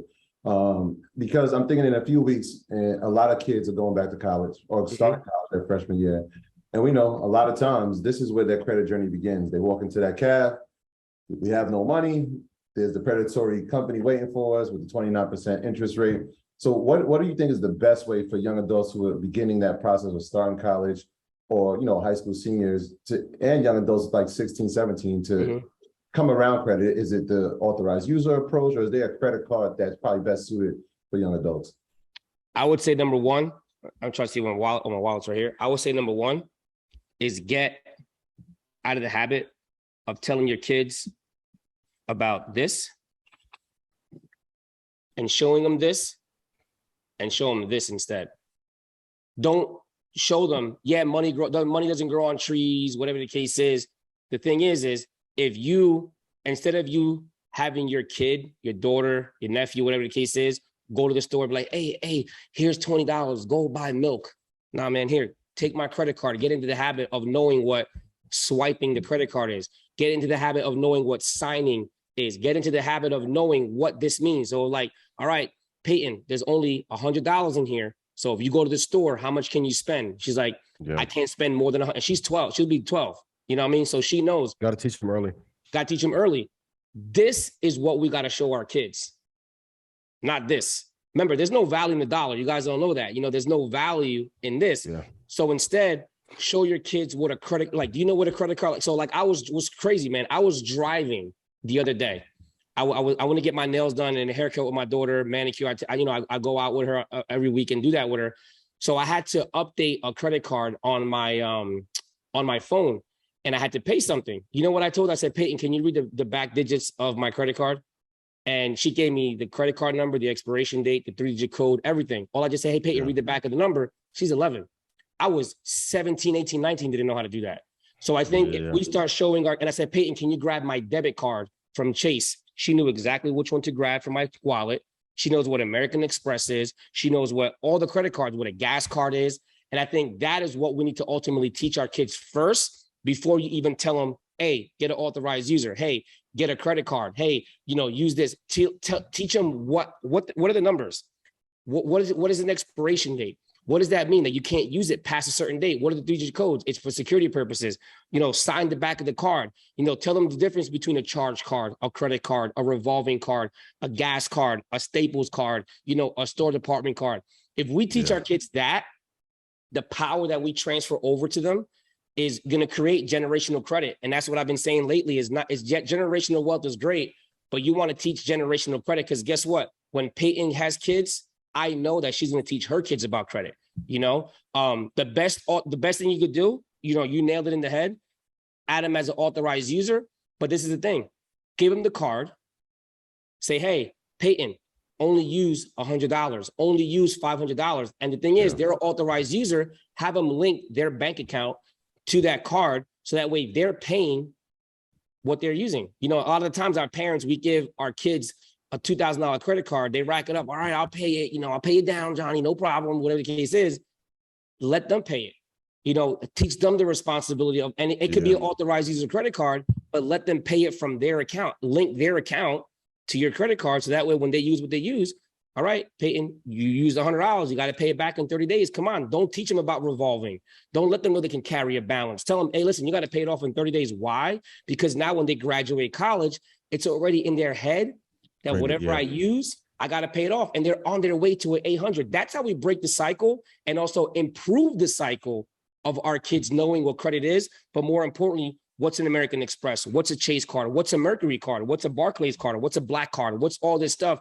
Teach them about the different types of credit card, where the numbers are at, why there's a 4-digit number on American Express, why American Express starts with 3, why Visa starts with 4, why MasterCard starts with 5, and why Discover starts with 6. So if you teach your kids the numbers that credit cards start with, you could look, all right, Peyton, what credit card is that? It starts with a 6. Oh, that's a Discover card. All right, Peyton, that credit card starts with a 3. What number is that? Oh, that's an American Express. That's the way we got to teach our kids about credit. So that way they just know more than we ever did. I would say also Capital One is probably the best, and Discover It Student. Those are 2 good credit cards for people to get when they're like going to college and they're past 18. So start teaching your kids now about credit. Start teaching them, start getting credit cards in their name before they graduate high school. Your kids, with the knowledge now, there should be no reason why your 18-year-old or 17-year-old is not graduating high school with at least a 750 credit score.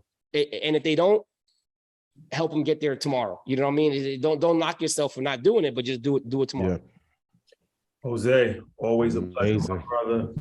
We gotta save some for Invest Fest. Absolutely. Man, I can't wait to see you. How you feeling about Invest Fest? I know it's, man, I ain't gonna lie, man. It's the same way I feel every single time. Nervous, man. The nervousness keeps me to the same place that when I spoke on stage for the first time. It's a humbling experience to be able to speak in front of the room of 2 people. And the fact that there's going to be so many people there. I'm bringing my whole team down there. My wife is going. Jose, Sophia. I got the money team coming, which is the sales team. My daughter's coming. And that's who I do it for, man. I do it for my team. I do it for my kid.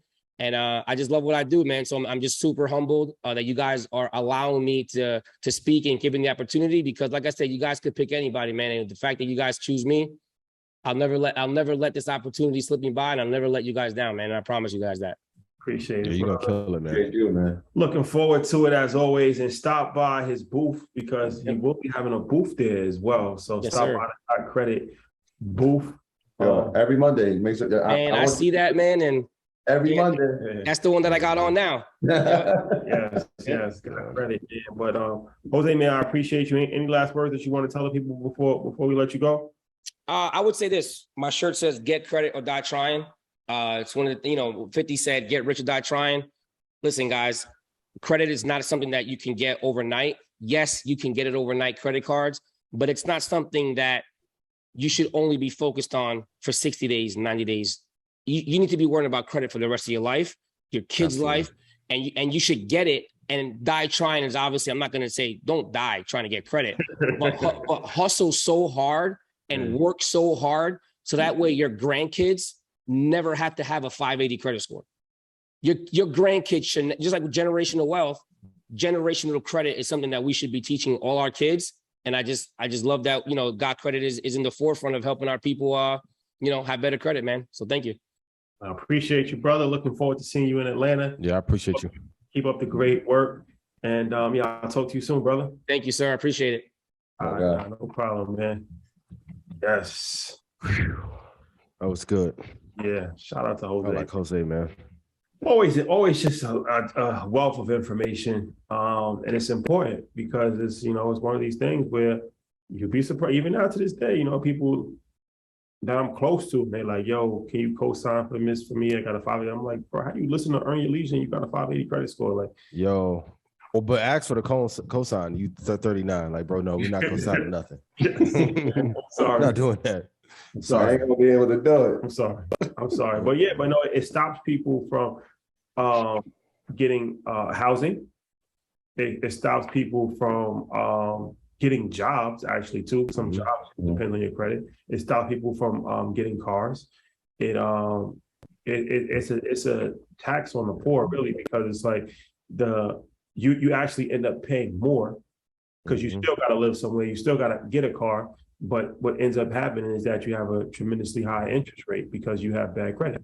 And a lot of times it's just a couple of different things that can really make a difference between having a 600 credit score and a 750 credit score.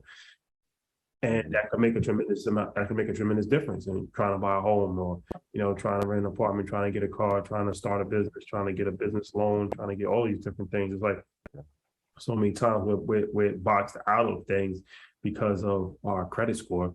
And just the lack of just understanding credit, from business credit to the DUNS number to all of these different things is very important, and it wasn't taught to us.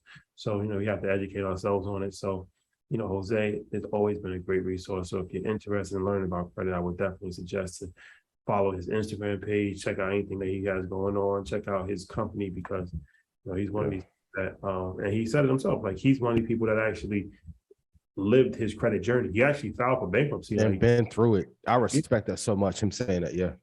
So it's not like it's like, oh yeah, like everybody's not like born perfect. Like you learn, and then as you learn through it, you say, oh, this is the education process. This is like, okay, it's like trading. Like you might have blew your trading account out 8 years ago by just doing some dumb mistakes.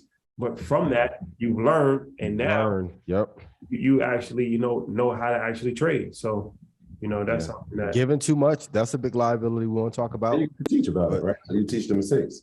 It's like that line. Absolutely. Did that, so hopefully you don't have to go through that. Like literally, that's what this is. Like every gem that I ever gave on trading, it came from me crying like tripping boys in the hood after I lost. Right. I just ended up writing them down. So that credit hurts me. I mean, life is the best teacher. Yeah. But before we go, let's get into this deep fake thing. Are you familiar with this? I'm not. So 60 Minutes is probably my favorite show on television. I've been watching 60 Minutes for years, and it's a great resource, and I highly recommend anybody watch 60 Minutes. We will be on 60 Minutes. That's like bucket list for me. I gotta get on 60 Minutes because that's something that I really respect the journalism.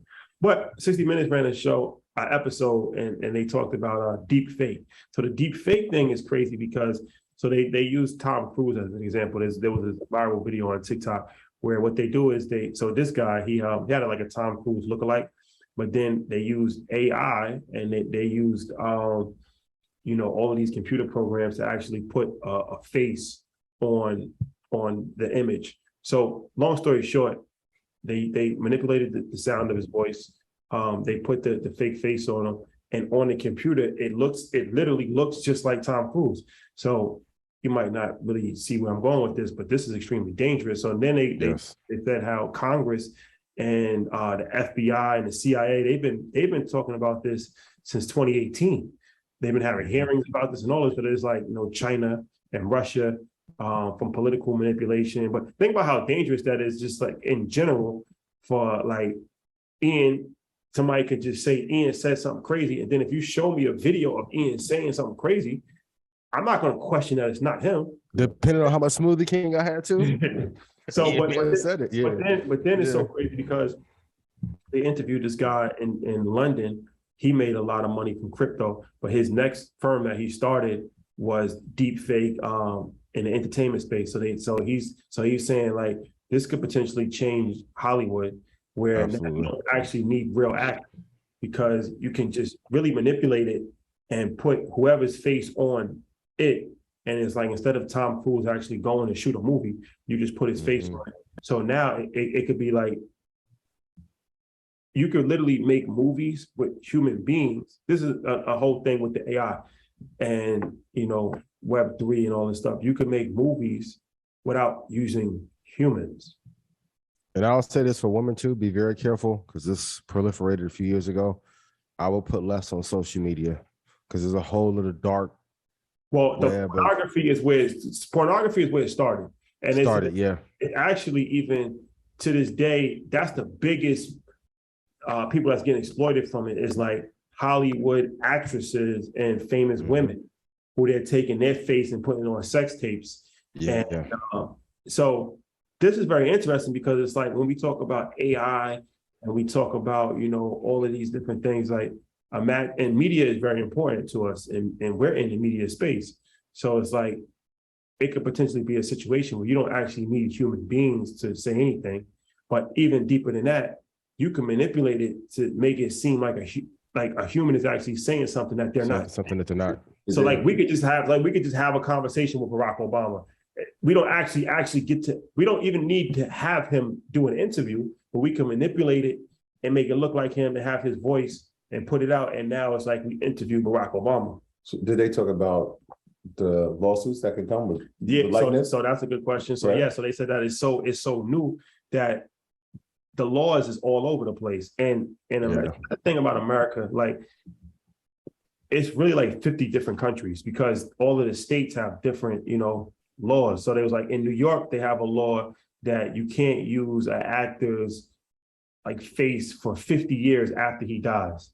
And then in California and Texas, they have a law that you can't use it for political figures that's running for both. But they're like, it's the laws interesting all over the place, all over every state is different. Some states there's no laws, and it's just a mess right now. So, and they said it's only going to continue to get bigger and bigger, and the technology is only going to get more and more refined because people are working on it every single day. So it's actually pretty alarming. I would imagine a place like California would refine the laws so that they can never be very fast, right? Like as soon as they see that this thing is becoming something that is becoming widely popular, they're definitely right just to protect them, their economy, and obviously the actors and actresses, their own likenesses. I could see people changing it, and I could also see like other states are not even aware that the technology is happening, and like you said, have no laws. But the thing about when they said also is that the people that's actually doing it, they're outworking the politicians or even the government. They're outworking the CIA. Yeah. They're actually doing it every single day. The computer, there's a community online that's perfecting it, and they're sharing information and So they're like, at a certain point, it doesn't really matter what politicians do because it's like crypto. After a while, you realize no matter how much regulation, you can't stop it.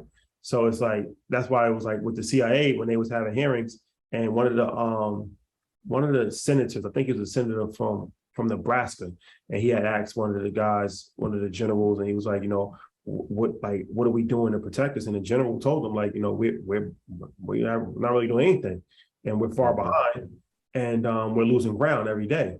Because it's like, as the technology gets more and more complicated, it doesn't even matter if you pass a law. If I put a video out that looks just like Ian, I don't know, Who knows? It might be him.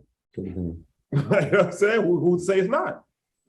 There may be a good opportunity for people to be able to verify these videos to see if they're deep fake or authentic. So for those of you looking to build a business, there may be a little opportunity gap coming in, a verification or authentication of videos. I know some of you gonna be like, blockchain will fix that. Mhm. Hey, have fun. Have fun. But yeah, it's very interesting. And the proliferation of deep fake stuff is going to only increase as more content is needed too. And you know where most of it is going to show up at? Company that's taking apart some other social media companies, TikTok. Watch how much of the deep fake content gets placed on TikTok. Wasn't that a filter?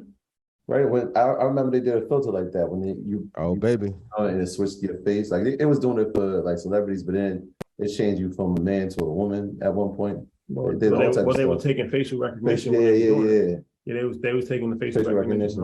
Yeah. And they turned you old, like they aged you. Yeah, that was just like a filter. But now but Tom Cruise thing is what really put people on alarm, because you should Google it. It looks just like Tom Cruise. Like you really can't tell. You would not know it's not Tom Cruise. You wouldn't. Speaking of Mission Impossible, at some point we're gonna have a conversation about TikTok being the Grim Reaper for all social media. But not this week. Not this week. Okay. Speaking of sharing information, good folks, I'd like while we're at sharing information, I want to tell you about a great choice if you're looking to bank or invest. Ally is a leading digital financial service company with passionate customer service and is relentlessly focused on doing it right for both customers and our communities. Allies giving our Market Monday viewers and listeners a special offer on ally.com/EYL so that you can save, invest, and spend on the things that matter most to you. Again, that's ally.com/EYL. That's us. For everything we need, we're all better off with Ally. Securities, products, and services are offered through Ally Invest Securities, LLC, member FINRA/SIPC. Shout out to the good folks over at Ally. We got somebody that's love y'all. In a few weeks. And a quick update. We spoke about Nancy Pelosi last week. We shout out some people. After we did Market Mondays last week, the next day she unloaded her shares of NVIDIA at a loss. NVIDIA. Yeah. Say, you know what? Let me just take a loss real quick. I've been winning so much. Let me just take a quick loss. And so now Congress is all over that. So we'll stay tuned with that. But staying with this conspiracy theory thing, what happens when you don't really know what like? There's a movie what movie was that where it was like there was clones of people. So you don't know what, so it's like this deep fake thing and robots what happens when there's a real person that looks just like me, that talks just like me, not only in the metaverse or in social media, but actually in real life. There's a movie and he kills somebody and then it's like we're side by side. And it's like, I'm telling you, like I didn't. Was that the Will Smith movie? It's one, it's one of the movies where it was like two people like side by side, and it's like, nah, I didn't do it. It's like he killed him, kill him.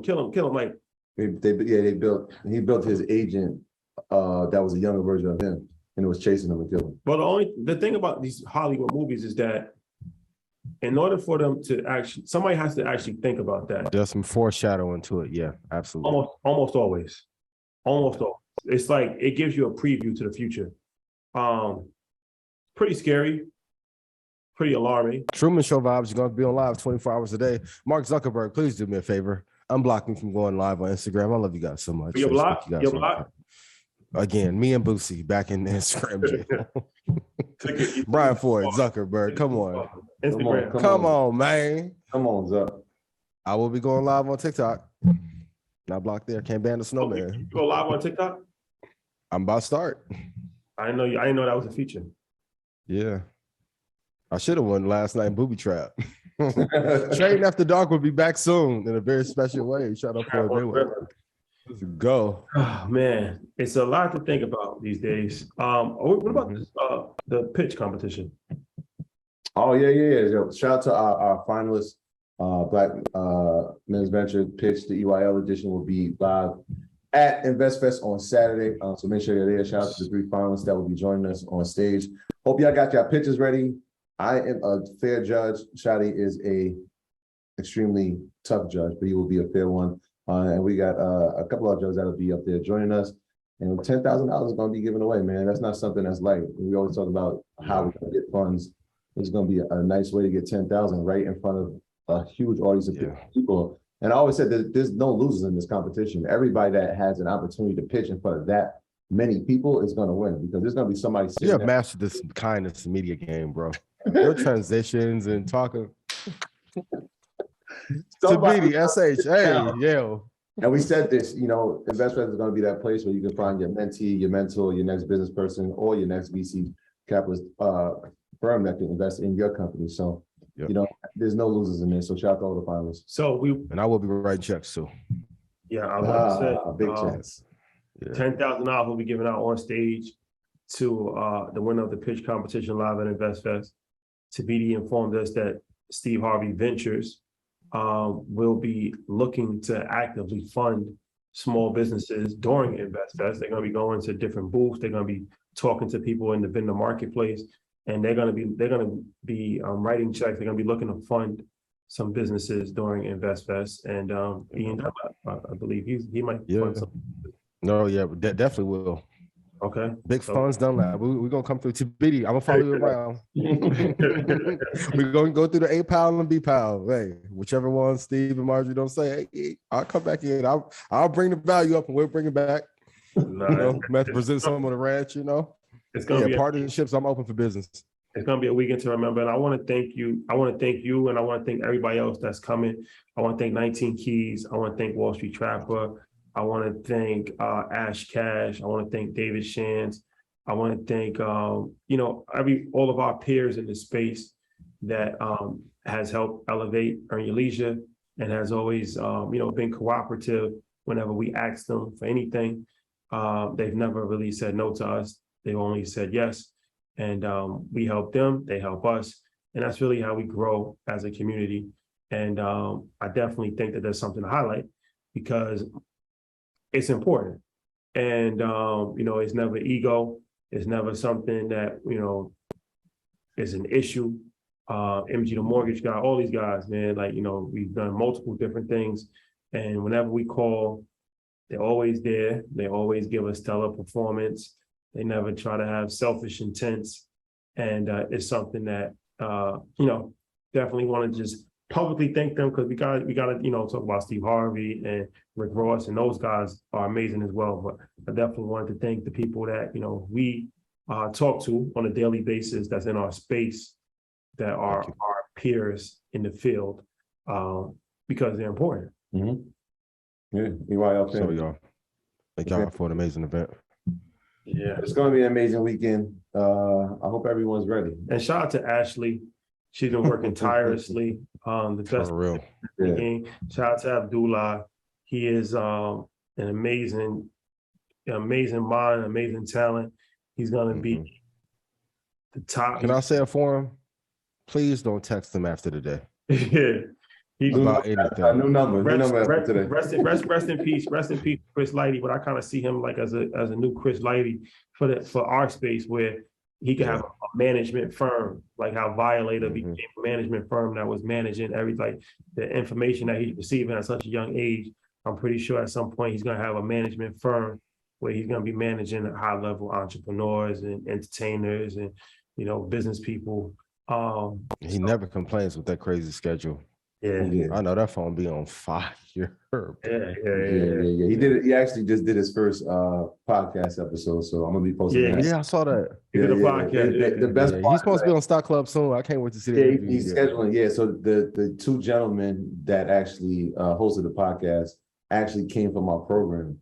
So the summer program we were running, they started a podcast and they asked him to come speak on there. So that's dope. I told him I'm charged. It's to dock them for showing up late. Now I'm docking them for having a podcast without me on it. So shout out to that's funny. And shout out, you said Ashley, but shout out to Ashley. It is her birthday Friday. So when y'all see her in Atlanta, make sure you say happy birthday. And Friday is also my mother's birthday. So Mom, I shout out to the queen. Happy birthday. Happy birthday. I love you. Everyone loves you. Your mom's amazing. And Mom, I've been improving. You're gonna be outside. I've been improving since Vegas. Your mom's amazing. I need at least 12 feet. We gotta give her more than 6 feet. Mom gonna be outside. Nah, that's dope. And yeah, man, I think it's important. Like Toby, shout out to Toby. He was like, you know, the thing that impressed him the most about Pharrell he's not really a big fan of nobody's like music like that. Like he's kind of, he's not really into music. It's interesting. He's a very interesting person, but he was like, what impressed him the most was the fact that he was with his kids. He was like, he thought people at that level don't even raise their kids. He was like, he thought they had somebody else to raise. Yeah. He was like, yo, to see somebody like actually raise with their kids impressed him more than anything. So Ian, every time you see Ian, he's with his son, and that's something that's impressive. Like, you know, to be a family man is a very important. It's important, and you have to make time for it. So, you know, it's gonna be dope for me and Invest Fest. My son came last year. He's coming this year. My whole family's coming. My sister, my parents, my dad's actually on the Invest Fest stage. He's actually on the panel with Jose, so that'll be dope. I'll be fire. Yeah. So you know, it's important. It's important to take these moments to spend with our family, and to you know, keep your family around you, because you know, kids grow up fast, and before you know it, they're going to be adults, and they don't even want to be around you anymore. So yes, I thought about it. As we're getting closer to the date, like with like 4 days away, I was just like, my kids didn't make it last year because they weren't sure I was going to make it, and so it was like one of those times. This is gonna be the first time they didn't actually see something live, and my parents too see something live in person. So it's gonna be a big moment for not only our families, but our family as our community, the town of Greenberg. They are gonna be in there heavy representing. They're gonna be about 300. So, shout out to Smitty. Official after party at Josephine's on Saturday. Smitty. You gonna say it out loud? Smitty hits me. It'll be a vibe. But after Invest Fest, we got a few atomic missiles to drop. So, you know, the key is to never get satisfied. The key is to never or complacent. Yo, I want to say something so bad, but we can't step on the current thing. I know, boy. So we're gonna tease that. You know, we like to tease a lot. We just want to tease that. Oh God. We're gonna tease that. Invest Fest, but just know, it's called multiple balls. Sooner than you think. Not tomorrow. So Invest Fest, man, go to investfest.com. Tickets are done today. This is the last date of our tickets, because after today we'll be officially sold out. Yes. And then live stream. There's a live stream option. Can we clap it up for that? Officially sold out. Yeah. Shout out to everybody that bought their ticket. I'm sure that you're gonna enjoy that. But you know, we only sell out. We've been on a sellout streak. We sold out the Apollo. Yeah. We sold out Houston, Texas for Market Monday. We sold out Invest Fest last year. We sold out Invest Fest this year. Looks likely for the next coming soirees. Scaling looks likely. Yes. It's bigger venue. That's good. You sell out, that means you just gotta get a bigger venue. That's all. Yeah. But you know, and shout out to the fellas who've been in here rocking with me the last 2 hours too. I appreciate y'all. Come on, man, Dom, man. Dom probably not playing basketball or something. Yeah. Pete's out here. Kev, yeah. No shirt. Who brought Reeves last night? Yeah, it was open. Yeah, listen, Don was in there like Poppy Chulo yesterday. Like my dad was like, yo, boy, you got on panties with pockets. What you Hoochie daddies, boy. Shout out to my guy. Like Tupac last night. All right, man. I won't keep you. I know it's your birthday. Happy birthday again. I appreciate y'all. Enjoy Miami. We'll see you in Atlanta. Yes, everybody. Once again, it's Ian's birthday today, so send him some birthday love. Send him good vibrations, but most importantly, send him cash. Thank you. Put your cash out. Cash is if I made you money, send me some cash. Money's always the best. Money's always the best gift. That was my gift. I don't know if you got a chance to check your Zelle yet. Yeah, that was my gift. But that's a lesson I learned early on. Money's always the best gift, especially for wedding etiquette. Oh my gosh, that's all. Nobody needs a toaster. Nobody needs a NutriBullet. Shout out to me. What do you get the man that has everything? More everything. Y'all gotta cook with that. Ask me, I'll tell you. I need an elephant for next year. Bro. Please do not get somebody a juicer for their wedding. Please. It's like, what can I get from the Container Store today? Get them cash. Just get cash, and that's always going to be used. You have 100% gift card. Cash is better than gift cards. You have 100% chance of using cash. Facts. That's how you gotta look at it. You might have a 10% chance of using a juicer. You might have a 15% chance of using a Foreman grill, but you have a. And I appreciate everything. Yes. You have 100% king. chance of using cash. So Yes. that's always the best gift. Yeah. And give me what y'all was giving to everybody in Booby Trap. I'll see some of y'all be tricking. Y'all want to ask me all these investment questions. I'm looking at the section. Hey, you just spent all your index money on Shaquita over here. I understand why. Shout out to her. Hey.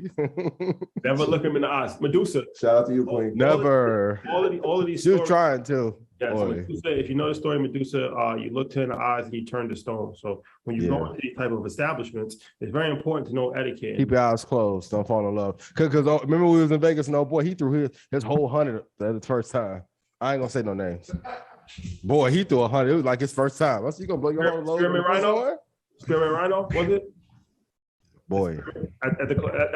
That's the club, Spearmint Rhino. Right? Is that what y'all at? I don't know. No. We was at Floyd's Girl Collection. Okay. Yeah. Oh, that's Floyd's club, right? Yeah. You go to these type of establishment, keep your sunglasses on, have a strategy of budget properly. Whatever she tells you, she does not mean in that moment, King. Man, she was giving me a lot of emotion. She was telling me she loved me, and I'm the one. You're not. Because as soon as you stop spending, skedaddle. Ration your singles, man. Yeah, yes. Going with a set budget. Ration the singles. Thank you. My man shot his whole 100 like she ain't never gonna live. Yeah, be there tomorrow. Don't spend it all too quickly because then it's like going to amusement park. Then he gonna ask Ty for another 100. I ain't got no more tickets. Yeah. You want me to give you my money to give away to the ballerina? Guidelines. TV timeout. Hold on. My team telling me I'm acting. It's stimulating the economy. This is true. It's helping a lot of single moms. Perhaps. So it's needed. It's necessary. Yeah. Just in moderation. Ration. You got ration it. Moderation. Yeah. Stick close to the kingdom of That looks when the money's dry. It's over. Night's over. It's over. Yeah. All right. Stay safe there. Safety, y'all. Yeah. Fine. You guys next week. Beyond Win. Tomorrow, 8:00. Legendary.